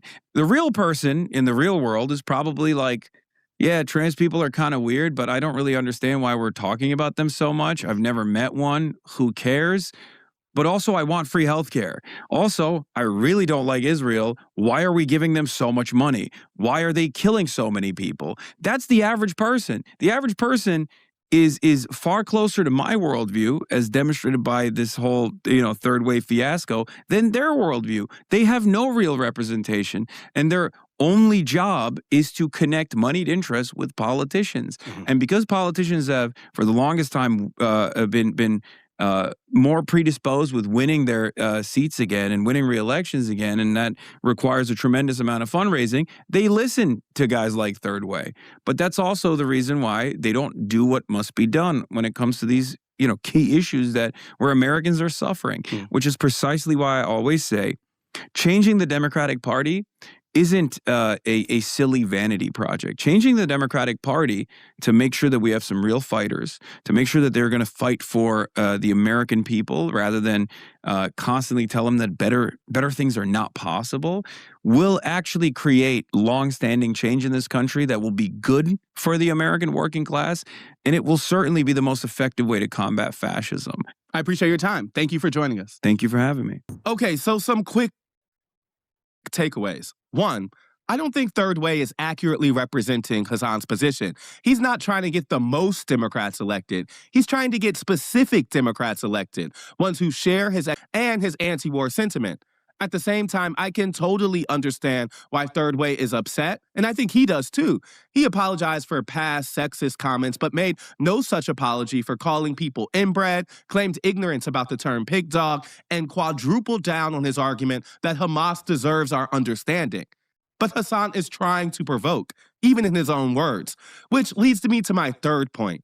Because in old times, establishment Democrats like Third Way would get to choose what was acceptable in political discourse and what wasn't. But it's not that time anymore. And the fact that Third Way finds Piker's views to be objectionable hasn't canceled him. In fact, it's the reason he's blown up. All right, let's get to something real and not bait. Why don't you ask for titties? I don't need to see titties. I'm good. We have some breaking news now on the Iran deal. US President Donald Trump has posted on social media confirming that the deal with Iran is scheduled to be signed tomorrow.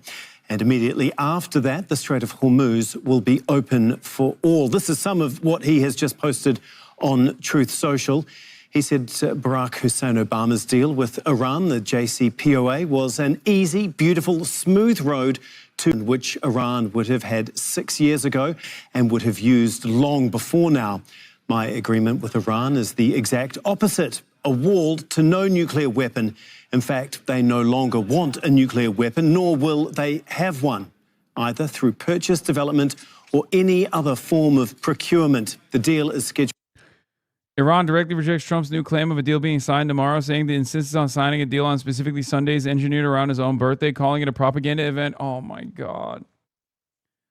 Oh, my God. Oh, my Lord, dude. Why? It's just like, I'm sorry, but win stupid games.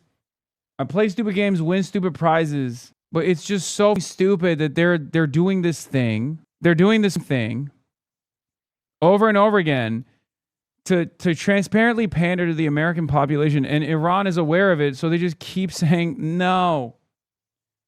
Dude, at this point, like, please, Trump, it's not going to happen if you're doing something so silly and so nakedly ambitious for the way that you look to the American masses.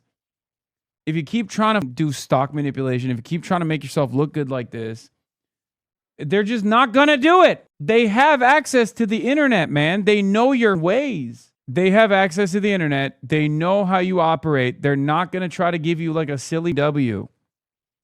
Please be serious. Please. The situation, the crisis requires you to just suck it up for once in your stupid life and just be serious. You're the goddamn president, dude. Holy shit, this is embarrassing. Oh, a propaganda event that Trump is trying to turn into a unilateral symbolic occasion for himself along with his UFC White House event per Fars. The Iranian negotiating team says it will not permit such a media and ceremonial maneuver, explicitly stating that the memorandum of understanding has not been finalized and no signing will happen. Oh, please. Please be normal, dude. You're the president. You're the president. God damn it. God damn it. You're the president. Just be. I can't believe this is not liberal civility politics, but please just be president for once. Please just be the president for once. I know you don't want to be president. You want to be television president, but just be normal American president for once in your life, dude. Oh my God. God forbid a guy wants a birthday gift. Oh, this kind of narcissism is to a certain degree permissible if the person we're talking about is your brother or your sister or your family friend, okay? Even then, it's just annoying. But it's certainly unacceptable if you're the president.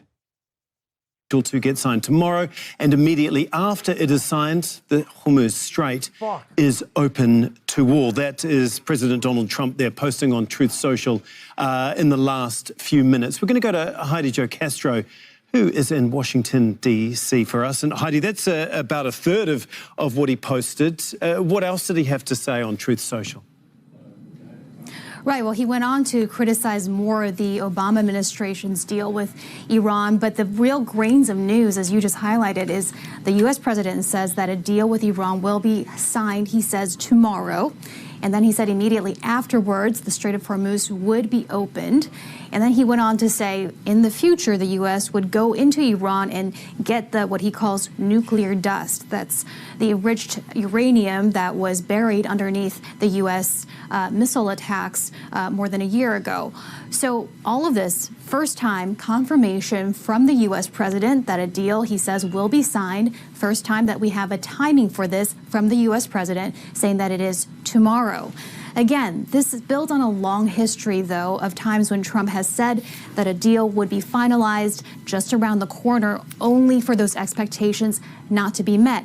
This time perhaps is different, given that we also have the same sort of optimistic language coming from Iran and from Pakistanis, the mediators. So, of course, all eyes are on when and if this deal is truly signed. We know, we've heard from our correspondents that this will be a digitally signed deal. And as far as the contents of it, those are still murky, still no less clear than they were an hour ago. What we do know is that this would be a deal to reopen the Strait of Hormuz, as Donald Trump has just said, and to extend the ceasefire. We've heard 60 days is the time frame that both sides are looking at, with, again, those bigger questions about how to handle Iran's nuclear program, U.S. sanctions, frozen assets, all of those things to be further negotiated down the road. Indeed. Just to remind people of what we believe is included in this first phase, Iran has said it is likely to include a 60-day ceasefire on all fronts, including Lebanon, a mechanism to unfreeze Iranian assets, the end of a U.S. naval blockade, and new terms for resolving the Strait of Hormuz. And it also includes a plan for negotiations towards a deal and agreement. Donald Trump also said in this Truth Social post, we look forward to working with Iran and the entire Middle East long into the future. But he then went on to issue a veiled threat saying, we hope this process will all work out quickly, easily and smoothly. If it doesn't, we have the ultimate alternative. What would he have meant by that, do you think? Well, he has had this long back and forth, as you know, of threatening military action. He's talked about annihilating a civilization, in his words, swinging back from those sort of bombastic threats to this optimism for a negotiated diplomatic solution. So always keeping that option in his back pocket, and we hear those words echoed by his Secretary of Defense in this very aggressively public public-facing message from the U.S. Defense Department, now renamed the U.S. Department of War. How much is actually put into practice, we never know with this U.S. president. Again, he uses all of these tools as part of his negotiating arsenal. But the big headline here, again, President Trump saying that within the next day, he says that this deal with Iran would be signed. And again, the reason we can believe this, or that it appears to be credible, is again because other sides are also saying the same. We heard from the same from They're openly acknowledging this is just the nature of the current president, the baby, President Baby, okay? That, oh, we think there is credibility to the statements because at least the other parties involved have actually said that that this might be happening. Because that means that they can't trust the president saying it. Obviously, everybody understands that the president is the least credible actor in this process. So the more credible parties, such as the Iranian side, have actually leaned into a memorandum of understanding being signed potentially. Great. Fucking Iran, awesome. as well as from the Pakistani mediators. So all eyes are whether or not this deal is truly signed digitally in the next 24 hours, as these sides seem to be confirming it will be. Let's bring you more on that breaking news now. U.S. deal with Iran is scheduled to be signed tomorrow, and the Strait of Hormuz will be opened immediately afterwards. Let's bring in our security and defense analyst, Professor Michael Clark. Michael, that is the exact phrasing that the president's used. The deal is scheduled to get signed tomorrow. He certainly seems very confident. Are you as confident that this will all go as smoothly as the president seems to imply it will? No. First, it's not a deal. It's an exchange of memoranda, 2 MOUs that are exchanged, which is a way of saying we'll carry on talking for 60 days in a ceasefire. So it's better than nothing, but it's not a peace deal. It's a series of modalities to arrive at a peace deal. And secondly, it would be unusual to me if the Iranians signed it tomorrow, because why would they play to President Trump's agenda? They want to humiliate him, and it would suit them to embarrass him and say, well, maybe we'll sign it next week when we're really happy with it. Remember that when the hostage crisis was on under Jimmy Carter's presidency in 1979, eventually they negotiated the release of the hostages. But they were not released until the hour after Jimmy Carter had handed over power to Ronald Reagan. They humiliated him by hanging on until the inauguration ceremony was an hour in, and Ronald Reagan was then the president, and then the hostages were released. They've got a very acute sense of how to humiliate the United States, and they believe that humiliation is appropriate because they think that they are in the driving seat as far as these negotiations go. So we don't know. Everything's unpredictable with Donald Trump and with this war. But personally, I'd be a bit surprised if they sign tomorrow. I think they'll hang on in order to humiliate him. Okay, so I get the point about them possibly not signing tomorrow, which is the time frame that Donald Trump has outlined. But what about the memorandum of understanding in general? Do you think that some kind of breakthrough will happen, if not tomorrow, in the coming days? I mean, that's what the Pakistani prime minister seems to think. Yes. I mean, they seem to have arrived at the point where they say, we will discuss the things we need to discuss, which is the Strait of Hormuz, what happens to the enriched uranium, the whole process of nuclear issues, and then unfreezing assets, the Iranian assets that are frozen, releasing some sanctions, and then most important of all, a ceasefire in Lebanon. So there's at least 6 things which they have to discuss. And the key issue will be the sequencing. I mean, what do the Iranians have to do to get sanctions relief? What do they have to do to get the assets unfrozen? What's the sequencing for opening the Strait of Hormuz, given that if there's any delay in these processes, they could close the Strait of Hormuz again. So I suspect it will be a very odd 60 days. It won't go smoothly. These things never do. And that says nothing about ballistic missiles, which is what this was always supposed to be about. Nothing about the proxy. Come on, man. You're a fucking analyst. You're like you're the top dog analyst. You know that the ballistic missiles were an understandable red line that Iran would never abide by. What country would neuter their own defenses against a hostile foreign adversary? And I don't even mean the United States of America in this instance. I mean Israel. That was always a non-starter. Why are we acting as though there was any credibility to that demand at all? There was never any credibility to that demand. That was never going to happen. all the other areas, the other groups in the. And it literally is Ukraine. Yeah, exactly. Because Ukraine is not a sovereign country. Ukraine has to rely on Western. Ukraine has to rely on whatever the West is conceding to Russia on. Okay, that's the whole point. Iran is a sovereign country. Iran has sovereignty over its own airspace. Iran has sovereignty over whatever its regional interests are. Yeah, Lebanon, another great example, not sovereign. Do you understand? There are proxies and then there are sovereign countries. Okay? And it also makes zero sense. It makes zero sense when you factor in the reality that the ballistic missiles have allowed Iran to maintain tremendous leverage over the most powerful country on the planet. Who the fuck is going to handicap their own defenses when their defenses are working? When their defenses have actually allowed them to gain leverage over the most powerful country on the planet? No one. No one's going to do that. This is no different than the Democrats, the centrists, who obviously failed in the primaries in Maine against Graham Plattner and the left flank populism, who then at the final stage were just simply demanding he drop out. Come on, you're winning, but you should drop out. Who the fuck would do that?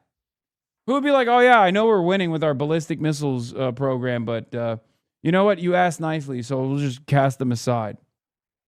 Middle East that the Iranians fund and direct or inspire. Nothing about regime change, of course, which is not going to happen. So of the 6 issues that it will deal with, there's an awful long way to go. And ultimately, I mean, the United States is trying to salvage something here out of a losing position. I mean, if I'll stick my neck out now and I say, I think militarily, the United States lost this war on the 8th of April when they had the ceasefire. Because Donald Trump, that was the night, if you remember, when he said, tonight a civilization will come to an end. And I think both the White House and Tehran were kind of frightened by the position that they got themselves into. They frightened themselves by where they were that night. And in a way, that marked the moment when the Americans decided, look, there's nothing else we can do with military power. Our military power is not going to coerce the Iranians into doing what we want them to do, even on the nuclear issue, let alone all the other things. And I think that marked the loss of this war, because after that, the Americans were never going to get out of it what they wanted to politically.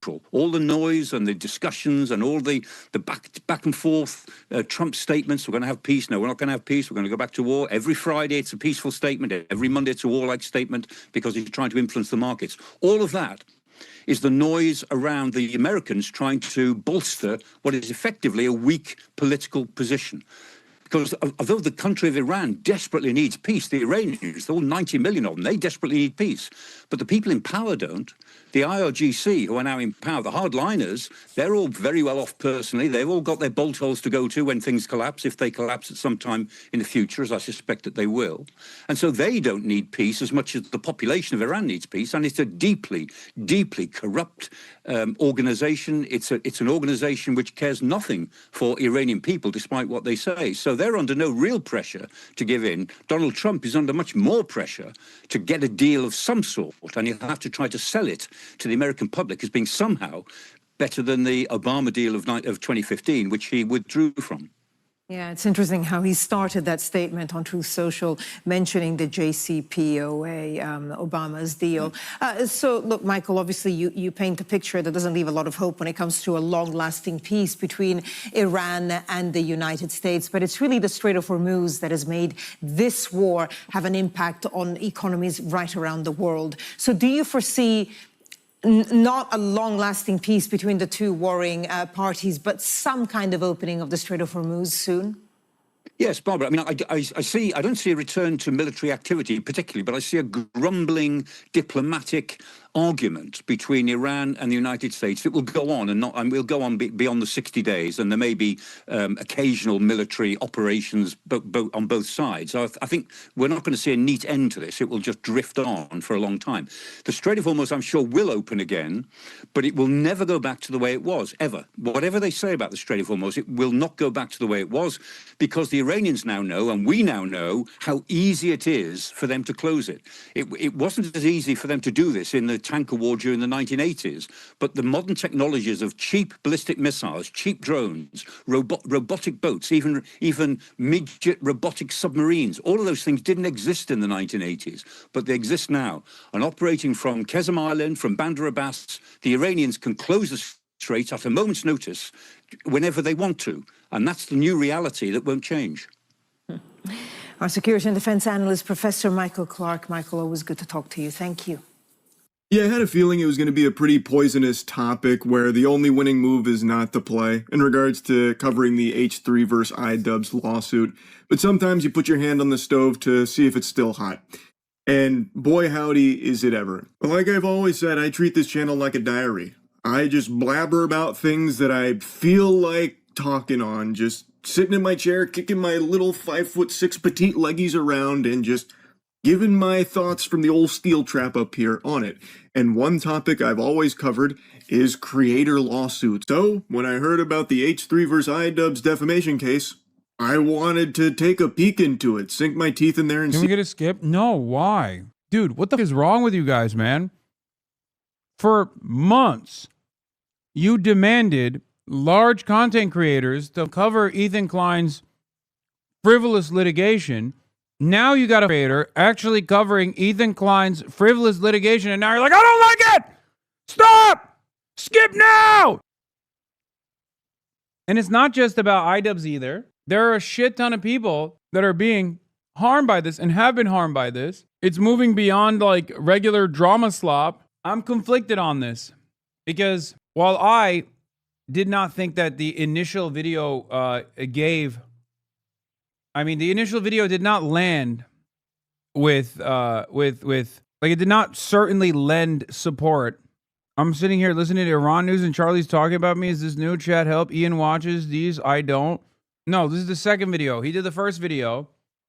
I didn't think he gave a fair shake to the situation. I chalked it up to him not being super in tune with what's going on. Okay. I even said if Moist knew the extent of the harassment campaigns conducted by Ethan Klein against Ian and Anissa, that he would have a different attitude on it.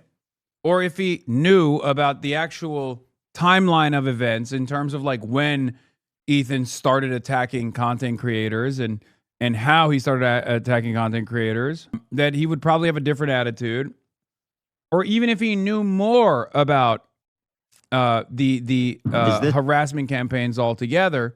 H3 crew is tired. The H3 podcast crew is now openly questioning why Ethan Klein has legal smoke for iDubbbz but none for Destiny. I mean, that's the main question, right? Because the reality of the matter is, it's incredibly stupid for Ethan Klein to launch a defamation lawsuit against iDubbbz for iDubbbz literally putting the defamatory statement on his stream and saying he disagrees with it. It doesn't make any sense. More proof? Ethan, when he finds out his dad was also a pedophile from August 24th, Destiny was just joking, Ethan said. Right? Oh, I see this runs in the family. Oh, God, I'm sorry, bro. Bro's dad, the one who's married a 16-year-old and birthed Ethan, the guy who makes us so many jokes, is a Reddit account dedicated to them. Out here literally liking thirst traps of his August 28th, 2025. So Destiny has defamed Ethan and claimed Ethan was a pedophile or implied Ethan was a pedophile on numerous occasions. iDubbbz never has. As a matter of fact, the only thing iDubbbz has done is to point to the defamatory statements and say, these are serious allegations that Destiny has made, and Ethan should probably pursue some kind of litigation or some kind of investigation. Meanwhile, the main question that everybody has for this predicament now is, one, why the fuck are you suing so many goddamn people? And two, if you're going to sue so many goddamn people, why aren't you suing the actual party that slandered you and not a third party that doesn't even agree with the slander? What is this? It appears that Ethan is hoping to extract an admission of guilt from the victims of his frivolous lawsuits so they'll be more likely to survive a motion to dismiss / judgment on the pleadings. Here's more proof that this guy, this is directly from Destiny and Dan. Yes. Dan Saltman, try to destroy someone's life and career. It should be expected that they grind you in the dirt in every way they can. I don't care if H3's iDubbbz lawsuit is petty or revenge driven, says Dan Stalkman. This is Ethan Klein's major sponsor at this point, Redact Dev, the owner of Redact Dev, the podcast co-host, and basically lieutenant of Destiny. He's like a 60-year-old real estate developer, landlord guy who spends every waking moment online, attacking people for the crime of criticizing Israel and attacking people for the even larger crime of criticizing Destiny. See what's going on, because that is a pretty wild thing to learn about. And learn about it I did like a little scholar.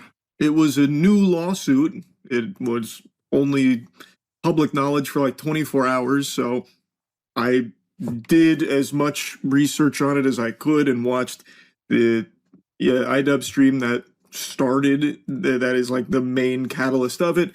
I watched the H3 stream where he explains his lawsuit, and I talked to both parties, iDubbbz and Ethan, to try and get the clearest, most complete picture of everything going on here. And then I just gave you my view on it from the old Floridian homunculus eyes. And I think I've always made it abundantly clear, you're always welcome to disagree with me. I've always kept that door wide open because I actually value differences of opinion. I hate echo chambers. I spit on that constantly. I actively shut down the idea that you have to agree with everything I say or else I hate you. You're tacky and I hate you. Throughout all my content, from the womb to the tomb, I have always welcomed discussion and people having a difference of opinion because, as I've always said, I think when you surround yourself with sycophants and you only lock yourself into one way of viewing things, you do yourself a disservice. I think it is a bad thing to just be constantly locked in a bubble. Now, the reason I mention that is because I made the mistake, I committed the old sin of taking a peek at what the discussion was around this video on like Reddit and Twitter, which something I haven't done in quite a few moons now. I was expecting like actual discussion because I'm new to this topic and I wanted to see, okay, well, what are some things that I didn't know about? What can I learn about here and dive deeper on? And there was some very valid critiques and some information that I could get my hands on and learn more about. But boy, howdy, there was a lot of hoopla that I couldn't have even imagined would be like a controversial thing. And there were people that were proudly stating they didn't watch the video and then getting angry at things they assumed I might have said in it, or attacking me for things that I never said that aren't in the video because they didn't watch it, or they're replying to someone who's just actually making shit up that they're pulling out of their ass that I never said. So it just feels useless to even engage in the topic in that case. Like, it's so odd. Like, one that I didn't expect was just me mentioning that I'm not online as much as I used to be was apparently like a highly debated topic. The guy whose entire career is front running whatever's going viral is saying that he doesn't know what's going on the internet. All right. I mean, obviously, we got to take his word for it, right? Let's see what videos he's been making. Lego. Watch Mojo got even more pathetic. Degenerate cringe. Lego vigilantes. Lego scandal keeps getting messy. Department responds to the Lego scandal. Lego scandal is getting extremely dangerous and scary. Cringe officer embarrasses himself. Lego scandal keeps getting crazier. The gist of it is, when I was talking about the defamation lawsuit, I also mentioned that Ethan has other active lawsuits against other creators, and I called him the Nintendo of YouTubers because he's become extremely litigious. But I didn't dive into those other lawsuits because I didn't know much about them. And that claim is apparently extremely hard to believe because everyone thinks and assumes that I am terminally online like I used to be 2 or 3 years ago. So when I said that's not the case, there are quite a few people that just don't believe me. Unfathomable moment, so it must be a lie. So here's a streamer debunking by going through my channel and noticing I've posted a lot of videos on Lego, for example, because of the big Lego scandal, which I think is a very interesting example to use off the point he's making about me front-running every viral story. Because with the Reckless Bin versus Bricks and Minifigs Lego scandal, I actually was getting called out for avoiding that and ignoring it because I was late to covering it. Reckless Bin dropped part 1 on May 21st, and I heard about it from Stream Chat, and then a friend sent it to me as well. and I made my video covering it on May 26th, 5 days later. But in that interim, people were saying I was avoiding the topic. I just find it fascinating how if I cover something quickly or extensively, like in the case of the Lego scandal, that's a problem. I'm just front-running shit to capitalize off the virality of it. But if I am late to covering something, well, that means that I was avoiding it and I must have known about it the whole time and had ulterior motives to avoid the topic out of cowardice, and I only talk about it when pressed. Feels like a lose-lose. If I'm too quick to something or too interested in something, so I make a lot of content on it, well, then I'm just there to front run it and capitalize off it being popular. But if I'm too slow to it, well, it means I was actually avoiding it the whole time, and when I do cover it, well, it's only because people pressured me. So where's the Goldilocks zone? I can't be too quick to something or too interested in it, because that's frowned upon, but I also can't be too slow to it or not cover it at all, because then that must mean that I knew about it the whole time. I'm damn near omniscient, I guess. I see everything, and thus, if I am slow to it or don't talk about it, then there was an ulterior motive and a deeper reason that's nefarious. So where is the Goldilocks zone? I personally don't see why it's so hard to believe that, considering in a lot of the stories I cover, they have already been covered by others, like Dolan Darkus, for example. Slop Live has beaten me to like every topic for the last year, basically. And the way I find out about a lot of the things I cover is through, like I said, friends sending it to me, or when I do stream, which isn't daily. I'm a semi-retired streamer, but when I do stream... Look, I think we got to be tactical here. And tactically speaking, if we're being super straightforward about this, you got to think about the utility. The utility of assuming that Moist Critical is perfectly knowledgeable about the laws. Whether that's the case or not doesn't matter. Okay? He was always knowledgeable about the lawsuits, and he was like personally not saying things about it. I don't know if there's a lot of utility in bringing that to the forefront rather than being like, hey, this video was great.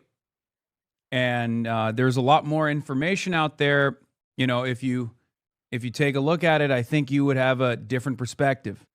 You know what I mean? Because I do think that it sided perhaps or gave far too much charitability to the party that is engaging in frivolous litigation. But I think it's, it's better to just be like, hey, I'm not going to immediately assume that you're being cynical here and trying to maintain like a centrist position against a lot of content creators that are considered. What? Hasan, why are you trying to kill more Pegasus? And I say this as someone who has been on the receiving end of Moist Critical's commentary that I found to be not so nuanced, right? I mean, he very quickly did the Kaya Gate video. He's one of the first to do the Kaya Gate video, and I'm still saying that. I mean, Ethan Klein is a menace. Ethan Klein is not only a menace about frivolous litigation, he has a lot of money and he's wasting it in an effort to destroy his enemies, right? In an effort to bury them under costly paperwork. That's number one. Number two, Ethan Klein has done everything that he claims is being done to him and far worse to numerous content creators. He is vicious. He's ruthless. He's a bully. He never shies away from bullying content creators. He does it all the time. He does it like a sport, and his community certainly revels in that. His community loves it. They participate in the fun of it all. So what he claims is snark subreddits or whatever. His community is a snark subreddit. What is this? Just listen to the first statement here. Yeah, you can take the camera. I think Ethan Klein's like false DMCA attitude is one that Moist Critical is not fond of. Just listen to the first sentence here. If you had this much smoke for a DMCA takedown, should ruin your reputation forever. Then people were fair to ask where the smoke was for an actual lawsuit trying to restrict fair use. Now he doesn't know. Does he still agree with that? No, I don't think he does. And I do think that he's being nicer to Ethan Klein than he should be. I think he's being, in an effort to maintain a fair position while simultaneously not siding too much with unfavorable parties, because let's be real, in the spaces that Moist Critical occupies, in the spaces that we all occupy, we are the minority position. In the real world, we're not the minority position, but on the internet, the drama and the slop tuber adjacent spaces, we are not the norm. Our worldview is actively undermined. Our worldview is actively under attack. If you turn around and if you're a prominent content creator like iDubbbz was, who, you know, prominently said the N-word, right? And defended being able to say it under the auspices of you know, being a defender of free speech, and was like that edgy content creator who was such an influential content creator for so many people when they were growing up, and who then turned around and made the egregious mistake of taking ownership over his past and saying that that does not represent who he is now. I mean, that was a major turning point for a lot of fucking people. A lot of people in that sphere despise him permanently. Okay? They hate him. And they will forever hate him to a degree that I do not understand. Okay? I don't understand it. It comes across as very strange to me. You know, he went woke, and that was a big problem for a lot of people. But let's be real.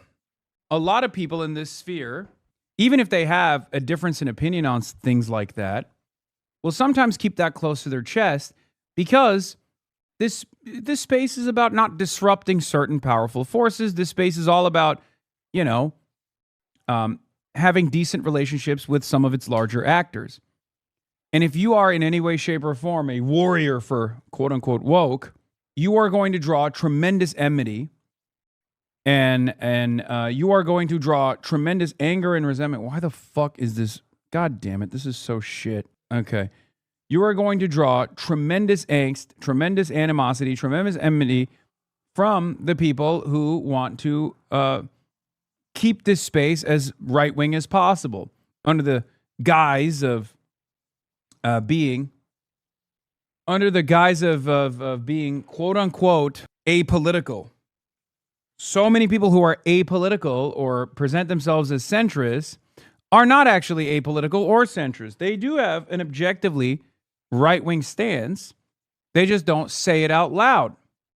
Okay? And I do think that that reflects on who, not just Charlie, but who everyone else hears from as well. I see this as baby steps moving in the right direction. Perhaps I'm too optimistic, but even the brief coverage afforded to it, while you know, many might consider too little too late, is a step in the right direction, that things are actually shifting. The reason why I say this is because for the last 3 years, there wasn't a real peep from not only Charlie, but the overwhelming majority of the commentary YouTube community was actively in support of Ethan's lawsuits, regardless of the fact that they were very obviously frivolous on its face. Okay? They were. It wasn't different 3 years ago. The only difference was, back then, it also tied back to Israel-Palestine, an issue that many people were too afraid to touch with a 10-foot pole. Okay? Why is he making this video then? Because I think there is an attitude shift that's taking place. So I try to see the silver lining here, and the attitude shift is that maybe due to how unfavorably Ethan is being seen by many others, maybe this lawsuit being seen as a bridge too far, there are people who are, for the first time ever, actively coming out and being critical of Ethan Klein's behavior. They should have been a long time ago, but they are now. So if they're even remotely starting that process, remotely starting that conversation, I'm happy for it. Okay? There's an unwritten rule that when violated, it ruins your image forever. It causes irreparable damage to your reputation, and there's really not much you can ever do to get back in the good graces of the platform. That is abusing the copyright takedown system. Yeah. I mean, he's right. It is an unwritten rule, except Ethan tried to rewrite that rule.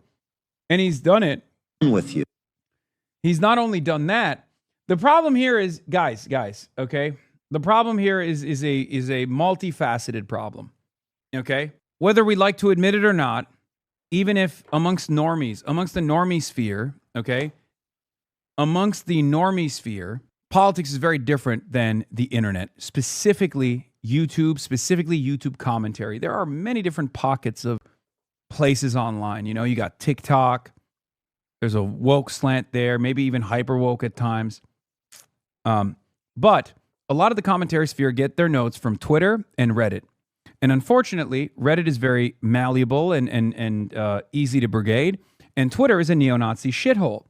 This reflects the output of the commentary sphere altogether. Okay? So the commentary sphere has found itself in this like weird, edgy centrist to right-wing attitude on a lot of issues. And therefore, people like myself are persona non grata. I am literally the number one op of virtually every drama tuber. Virtually every content creator on the commentary sphere has presented me as literally the worst fucking person.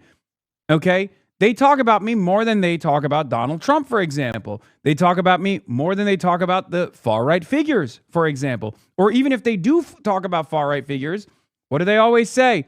Oh, you know, this guy Asmongold, he fucked up. Rarely ever do they criticize Asmongold, but when they do, they'll say, well, Hasan and Asmongold are two sides of the same coin. Now, for adults with a functioning brain, they know that that's fucking ridiculous, right? It's totally ridiculous. This is what I studied. This is what I went to college for. This is what I do professionally. And not only do I do this professionally, but I also, you know, am literally about to go and talk to two congressional candidates, right? At the same time. So there is no parity there. There is no equivalence there. Not even a moral equivalence, no political equivalence whatsoever. But from the perspective of even the most woke adjacent commentary content creators, they do look for a parity there. The reason for why is because the attitude in this sphere is unbelievably slanted to the fucking far right. And some of these people are aware of it, and they are right-wing in their political attitudes, and they're just simply hiding that. But many others don't even realize it because from their worldview, from their understanding of politics, it just revolves around fucking drama. Okay? And that's it. That's it. Charlie's one of the rare, unique individuals who's in this space, right? Charlie's one of the rare and unique individuals in this space who actually, I think, jokingly, I've talked about this before, hides how much more woke he actually is. He is the very rare guy who's kind of more leftist than he actually lets on, as opposed to the number of content creators in the sphere that are actually super right-wing, and they hide that they're super right-wing, and they say they're apolitical. And the only reason why I point to that, and it's not the same with like his coverage on iDubbbz, obviously, or his even coverage on me, or coverage on Pokimane, or whatever, but like when it comes to actual political issues, he has stuck his neck out in an unbelievably hostile space to even defend trans rights, for example, right? I don't know why this fucking camera is getting worse and worse as time goes on. Okay, we're going to move on, but I mean, we're going to move into the IRL portion of this, but I will continue the coverage in the car, okay? I'm going to continue the coverage in the car right over there, but this is, I'll keep playing this video for the time being. Stream chat putting things on my radar, and naturally what people are probably going to be sending are the popular things because that's what they've seen. So that's usually what I get sent. But it's not all the time either. Like on his stream as he was scrolling around talking about how it's only like, you know, the big popular stuff, he passed multiple things that weren't. Like that video about not enough people think about this. That's about sand. It's literally just about sand and sand-related crimes like the Sand Mafia. And he also even called out another one about ranking every item on Panda Express's menu. He used that to like belittle me about like, you know, it's not good is the thing he was insinuating there. But it's not like a viral story. It's not like Panda Express is a huge topic you got to strike while the iron's hot. My channel has always just been things that I'm interested in at the time. And yeah, there are a lot of stories I get sent that I do find interesting and do yap about, like the Lego scandal. But I really do miss a lot more these days than I did when I was very online all the time, like 2 or 3 years ago. I don't know like how else to prove it to you. I mean, I guess like You can look at my Twitter page and see that I have 2 tweets in like the last 2 years. Yeah, I don't think he fucks with Twitter as much any longer. I think he just gets I believe him when he says he gets his notes from his audience, and he gets his notes from now and then or other content creators that reach out to him and stuff. I do believe that. Are you familiar with the history of Turkmenistan? Takeover of communists and Islamists. Bet you somehow have deference for this too. I'm gonna get mad about a country that I suspect you have deference for. What's next, man? Micronesia? You're gonna bring up what my attitude is about, what you suspect my attitude is about Latvia? It's just so fucking weird, bro. You are so naive. A bunch of Denims reacts to a clip of Ethan Klein saying this is all started because I was not down with Hamas. Civilians. Your Honor. Because this all started because I was not down with Hamas killing a bunch of civilians. Your Honor, I had to sue all these people because everyone hated that I was not okay with innocent civilians dying. Hamas literally did this to me. She's a vile fucking human being, Your Honor. She's a vile human being. I thought that was a bad thing. And that's what started the entire, chasm between me and Hasan and the whole community. What the fuck? Like, yeah, which is why I started suing every content creator around Hasan that I suspect has been friendly with Hasan at any point. Yeah, this is... Is this... H3 crew is tired. HT Proc is now openly questioning why Ethan Klein is legal smoke for iDubbbz but none for Destiny. Is Ethan starting to lose support of his own crew smoke? At this point? I don't know. Does this count as smoke for Destiny? So it's again, he's just... this is why he unwittingly got sucked into the snark we're talking about because our fans are chill. It's all these like... That's crazy. Waiting for... Like snarking communities who are colluding all over social media everywhere to put forward these narratives. And I have no way to fight. I have no way to fight this tidal wave of bullshit. And someone who's reasonable and thoughtful like Charlie is like unwittingly... First of all, his community is not fucking chill. They've literally like harassed the CEO of Twitch. While he was calling me and everyone that was pro-Palestine a fucking Hamas terrorist, I had the Teddy Fresh rug behind my back. And I literally was oblivious to what he was saying and kept repeatedly defending him, which was a massive mistake, in my opinion. I recognize that now, right? But he was a incredibly shitty person to so many people. Yeah, it's just classic fucking Darvo. He's just denying, deflecting, and saying, and projecting and saying that his opposition is doing the things that he's doing. Meanwhile, what's funny is Redact Dev is right there. This is Dan Saul, a serial doxer, serial harasser, serial cyber stalker's own company that is a sponsor of Ethan Klein. Okay? That's the reason why he won't fucking sue Destiny for this clear-cut instance of defamation. That's why he has to cope and say, oh, it's actually because he was just joking. Repeating the stuff. Like saying I have no smoke for Destiny is crazy. I think he means no legal smoke. Why would I? Well, why we don't have a legal claim to sue him. I'm just saying. What do you mean you don't have a legal claim to sue him? He's the one who made the defamatory statement. I think that's what he's referring to. Well, what legal smoke? Why would I sue him? Why would I be because suing he him? made. Okay, that's even his employees are like, because he made this statement, Ethan. Because he made the statement. He made the fucking statement. I mean, something needs to happen that would qualify. Wait. With Destiny, it didn't happen. But everyone else... It's not like what Ian did.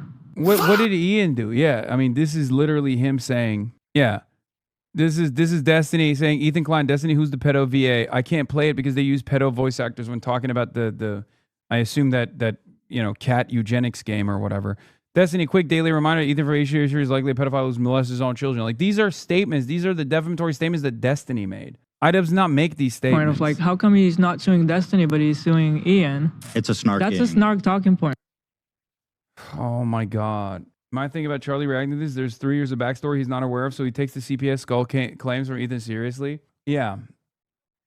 It's just, it's totally fucking ridiculous. Anyway, we're gonna move on right now. I'm gonna keep playing this, but I'll see you on the other side, and I'll continue watching. Hanging out with my farm animals, like you can check my streaming history and see that I'm not an active stream, like I'm an active streamer, but I'm not streaming with the same frequency I used to, and I'm not putting in really long hours aside from when I did Destiny 2, Salvation's Edge Blind recently, which was fucking exciting, but I don't really know how else to say it. I just don't see everything that happens online, and I can't believe that's something that's apparently like a big issue or so unbelievable. Like, in fact, it's embarrassing for me that people can't imagine that I'm not online all the time. All the lazy ass fucking thumbnails. Also, he has the Asmongold outfit where he only wears a dirty white t-shirt in every fucking thumbnail. God, every single video is like, guys, he's gotta stay offline to make his Panda Express tier list. Well, now you've gone way too far. How fucking dare you? I have been wearing white t-shirts, not dirty white t-shirts, by the way, pristine Gym Mint white t-shirts since high school, since Asmongold was in diapers. It's like me saying that you have a moist Cridian hair and beard combo. But anyway, now let's talk about the other lawsuits here, because that was a big point that people were very upset with, that I didn't extensively cover those as well when talking about the defamation lawsuit. And since I didn't do so and people didn't believe that it was because I didn't know about it, they are accusing me of knowingly avoiding it or even silently championing for those lawsuits, which I find befuddling, because throughout my entire time on YouTube, the 18 or 19 years on YouTube, I think I have made it beyond crystal clear how much I dislike this litigious approach to online discourse, and really just this excessive use of the legal system for strong arming or silencing. Like, I have made, I don't know how many videos covering cases even outside of like the internet scope of, like, you know, sometimes the legal toilet paper flying back and forth, but like just in general, like the willy-nilly lawsuits that fly around from like corporations attempting to bully people too. Like, I don't know why anyone would think for a second that I would be avoiding talking about that or agreeing with it. Why would I? I never have in the past, so why would I start now?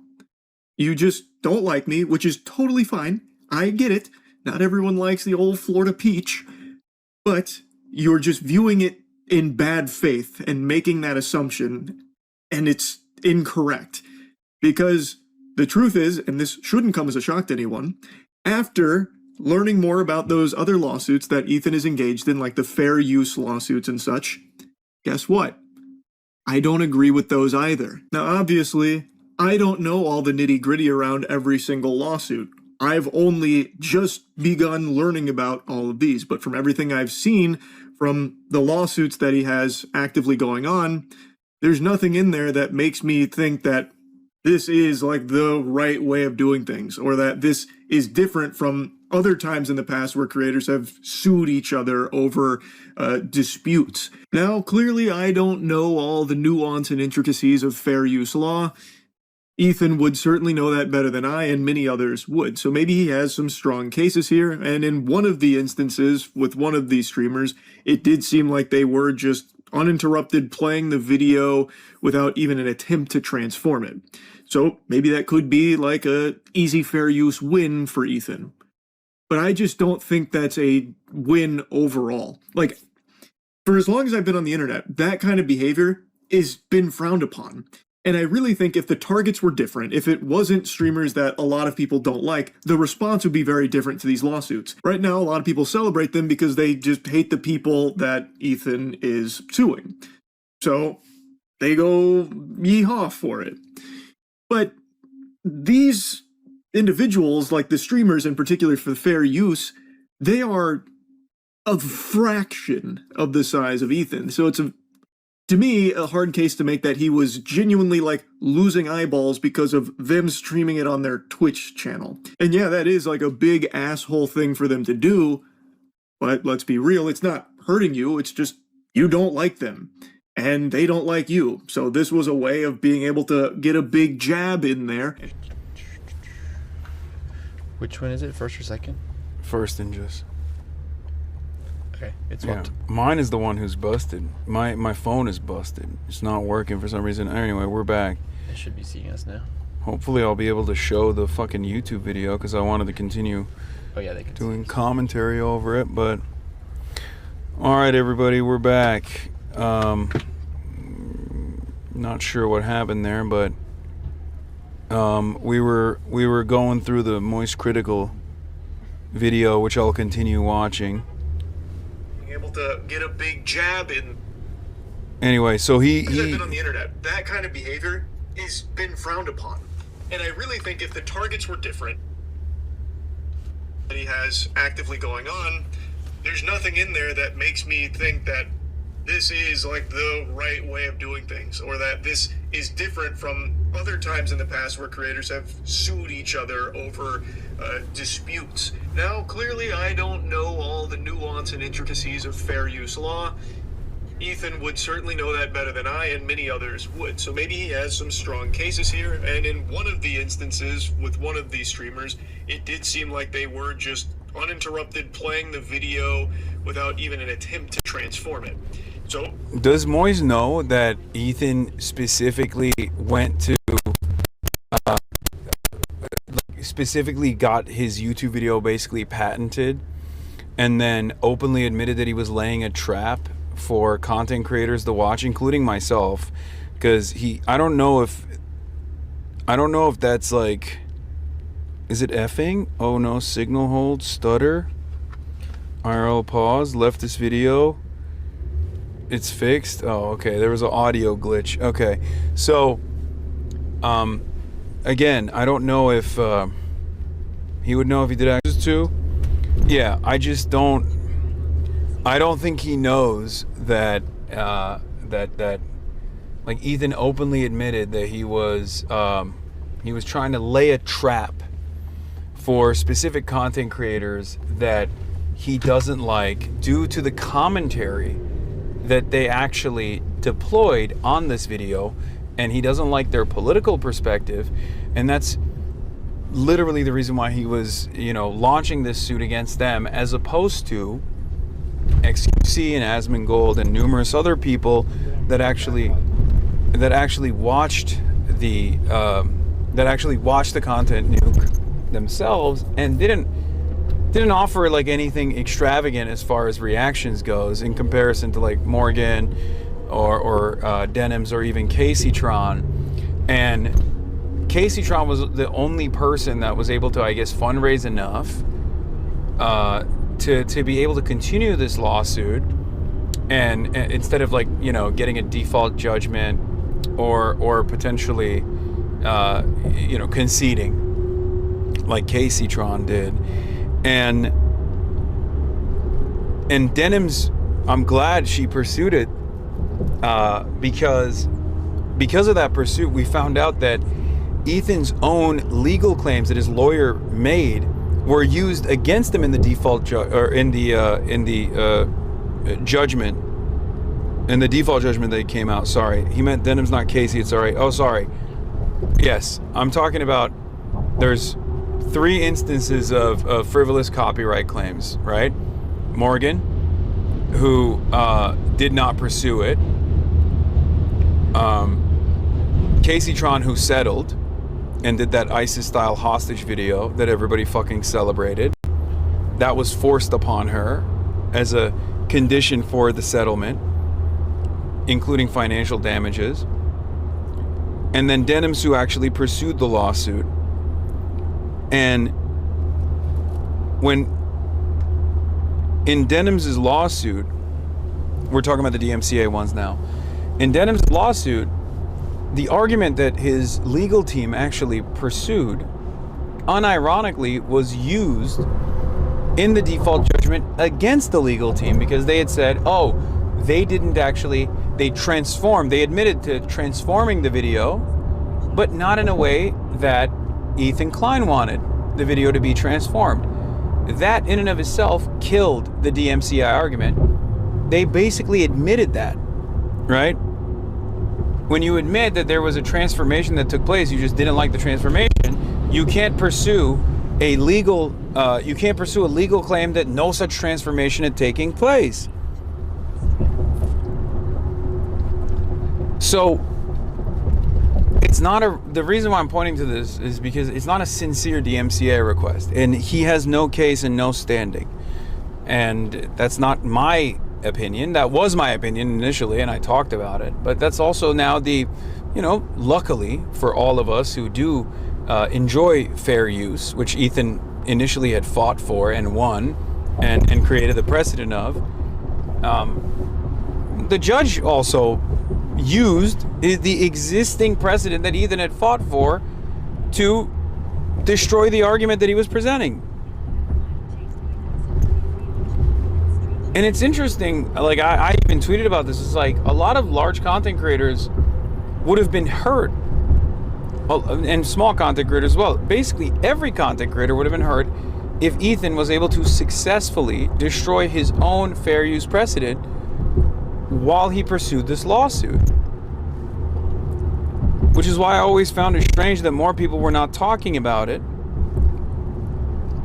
Especially when a lot of commentary folks did talk about it initially, but as an open and shut case that would destroy the financial status of Denims, and celebrated when it did destroy the financial status of Casey Tron, and were celebrating when they hoped that it would destroy Morgan as well.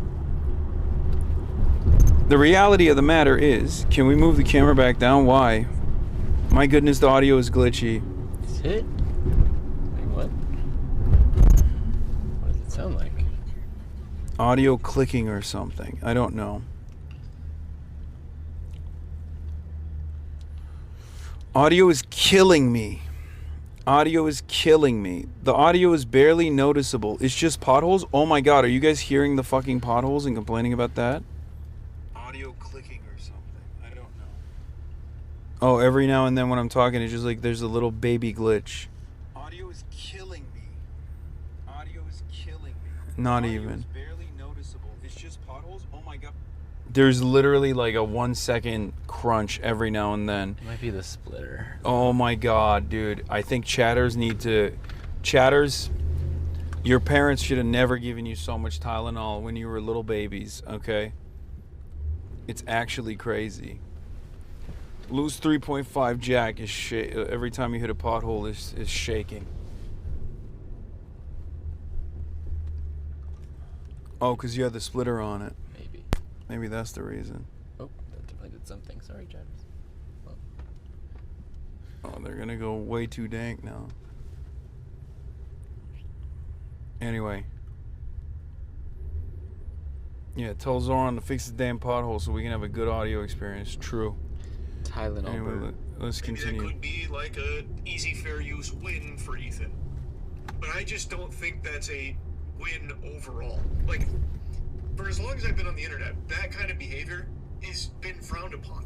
And I really think if the targets were different, if it wasn't streamers that a lot of people don't like, the response would be very different to these lawsuits. Right now, a lot of people celebrate them because they just hate the people that Ethan is suing. So they go yeehaw for it. But these individuals, like the streamers in particular for the fair use, they are a fraction of the size of Ethan. So it's to me a hard case to make that he was genuinely like losing eyeballs because of them streaming it on their Twitch channel. And yeah, that is like a big asshole thing for them to do, but let's be real, it's not hurting you, it's just you don't like them and they don't like you. So this was a way of being able to get a big jab in there, and since a lot of the internet doesn't like them, they get to rally behind you as well, as opposed to start asking the question, why even bother? You already won, again, against that kind of behavior. The internet, from what I can tell, this is kind of post-mortem now since I'm super late to it, but from what I can tell, no one was really on the side of the streamers that were just blatantly streaming it without any kind of transformation or anything like that. So you already won. What's the point in continuing this further, paying big bucks to the lawyer just so you could also financially hurt them to further, get them? It just, it seems like it's less about, fighting a just cause for fair use and more about like, here's some more ammunition. The big one that I spent the most time looking into is the Diddums case because it's the most recent and is being touted as a tentative loss for Ethan, which I don't know what a tentative loss really means because it's not an official loss. It's still an ongoing lawsuit here. But the judge had like a very seemingly stern view on it. That Eve's previous fair use victory against him in his suit against Diddums. Ethan Klein, a while back, had a landmark achievement in the fight for fair use against good old bold guy Matt Haas, and that ruling was cited here against him in this fair use lawsuit. So to me, that illustrates that maybe these lawsuits aren't coming from a genuine place of trying to enforce real fair use and are potentially just coming from a place of revenge. Now, I don't know the intricacies of everyone. I don't know why he always like qualifies it. It 100% that is the case. Like, this is what I mean. You don't have to qualify it this hard. I mean, look, it's your show. I'm not implying anything, but it's just like it is confusing to me why there is this layer of qualification every time where it's like, well, I kind of feels to me like Ethan Klein is maybe engaging in an act of revenge, petty vengeance. Yeah, I mean, you're right. He is. That is what he's doing. And it's not a real lawsuit. There was no real harm done, and it's very obvious. And not only that, but Ethan has also like gotten away with it, as you also correctly called out, because nobody wants to defend the people that he was seeking to punish. There are not a lot of allies, not for the rest of the normies or anything like that, but there are not a lot of allies in the commentary sphere for female content creators in particular. Let's be real, okay? And some of these female content creators are also very outspoken, so that's 2 strikes. And they were outspoken on an issue that is considered a no-touch issue like Israel, so that's 3 strikes and you're out. This was a wonderful opportunity to punish like internet-designed enemies, and that's literally why, and it's part of the reason why Ethan did it. Ethan chose those targets deliberately, right? And that's literally the reason why nobody fucking gave a shit. But it's clear that the iDubbbz, what I'm actually confused by is like why the iDubbbz one, it was the turning point.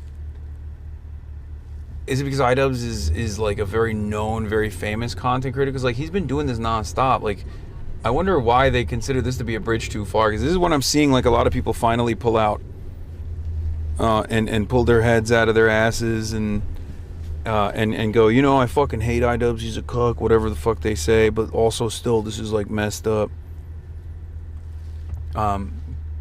Or maybe it's because it's so ridiculous. Like iDubbbz pointing to someone else's defamatory statement and being like, this is defamation, Ethan Klein should pursue this legally, and then complaining about it. When openly admitting that he doesn't agree with it. I mean, there's like, I saw someone reacting to my favorite slop Pegasus, more Pegaslop,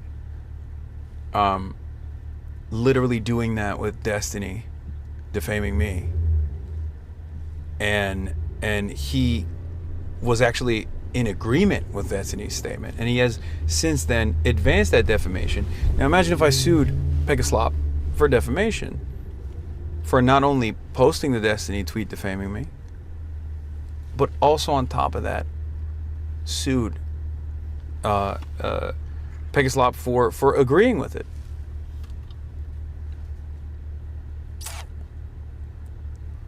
What would the reaction be then? And nobody perked up with Noah because Ian's got OG YouTube status? Maybe that's what it is?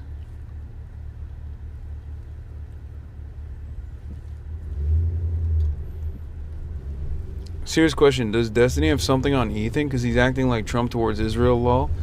I mean, he has created an allegiance with Destiny and Dan Saltman for the last 3 years, as they have been a vehicle of harassment for Ethan Klein's ordained enemies. His community also manipulates Ethan and leans into his paranoia. So I guess that's kind of what it is. And also, Dan Saltman is a sponsor of Ethan Klein's podcast, one of the last remaining sponsors that he actually had. So perhaps that might be a part of the problem. I think the very same attitude in the sphere against me is also the very same negative attitude against me in the commentary sphere is also the very same reason why there is this kind of allegiance between Destiny and Ethan, regardless of their back and forth slander operate. Well, maybe Ethan wasn't really slandering Destiny, but you know what I mean. I think that's that is the same attitude. You know, they are united in their hatred of what I represent.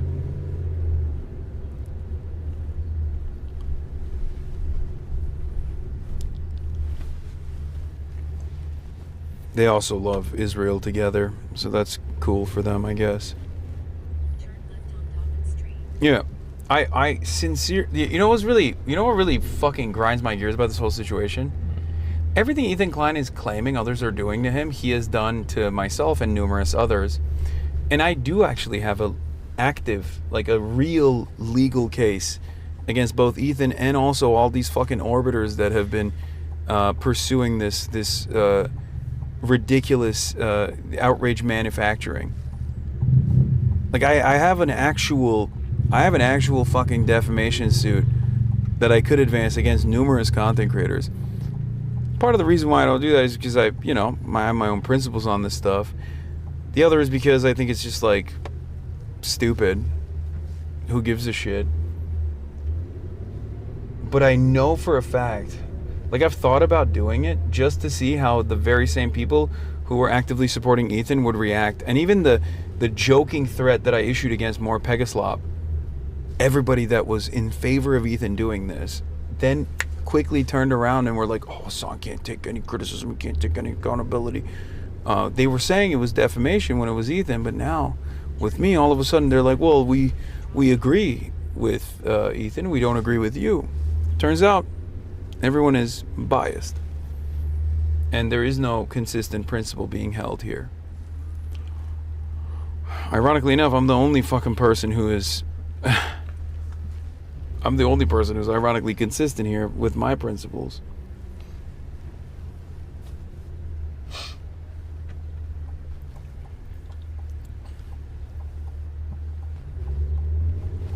But yeah. That's being sued in their relationship to we're Ethan here. and the snark community. Yeah. I don't know. All right, perfect. Thank you.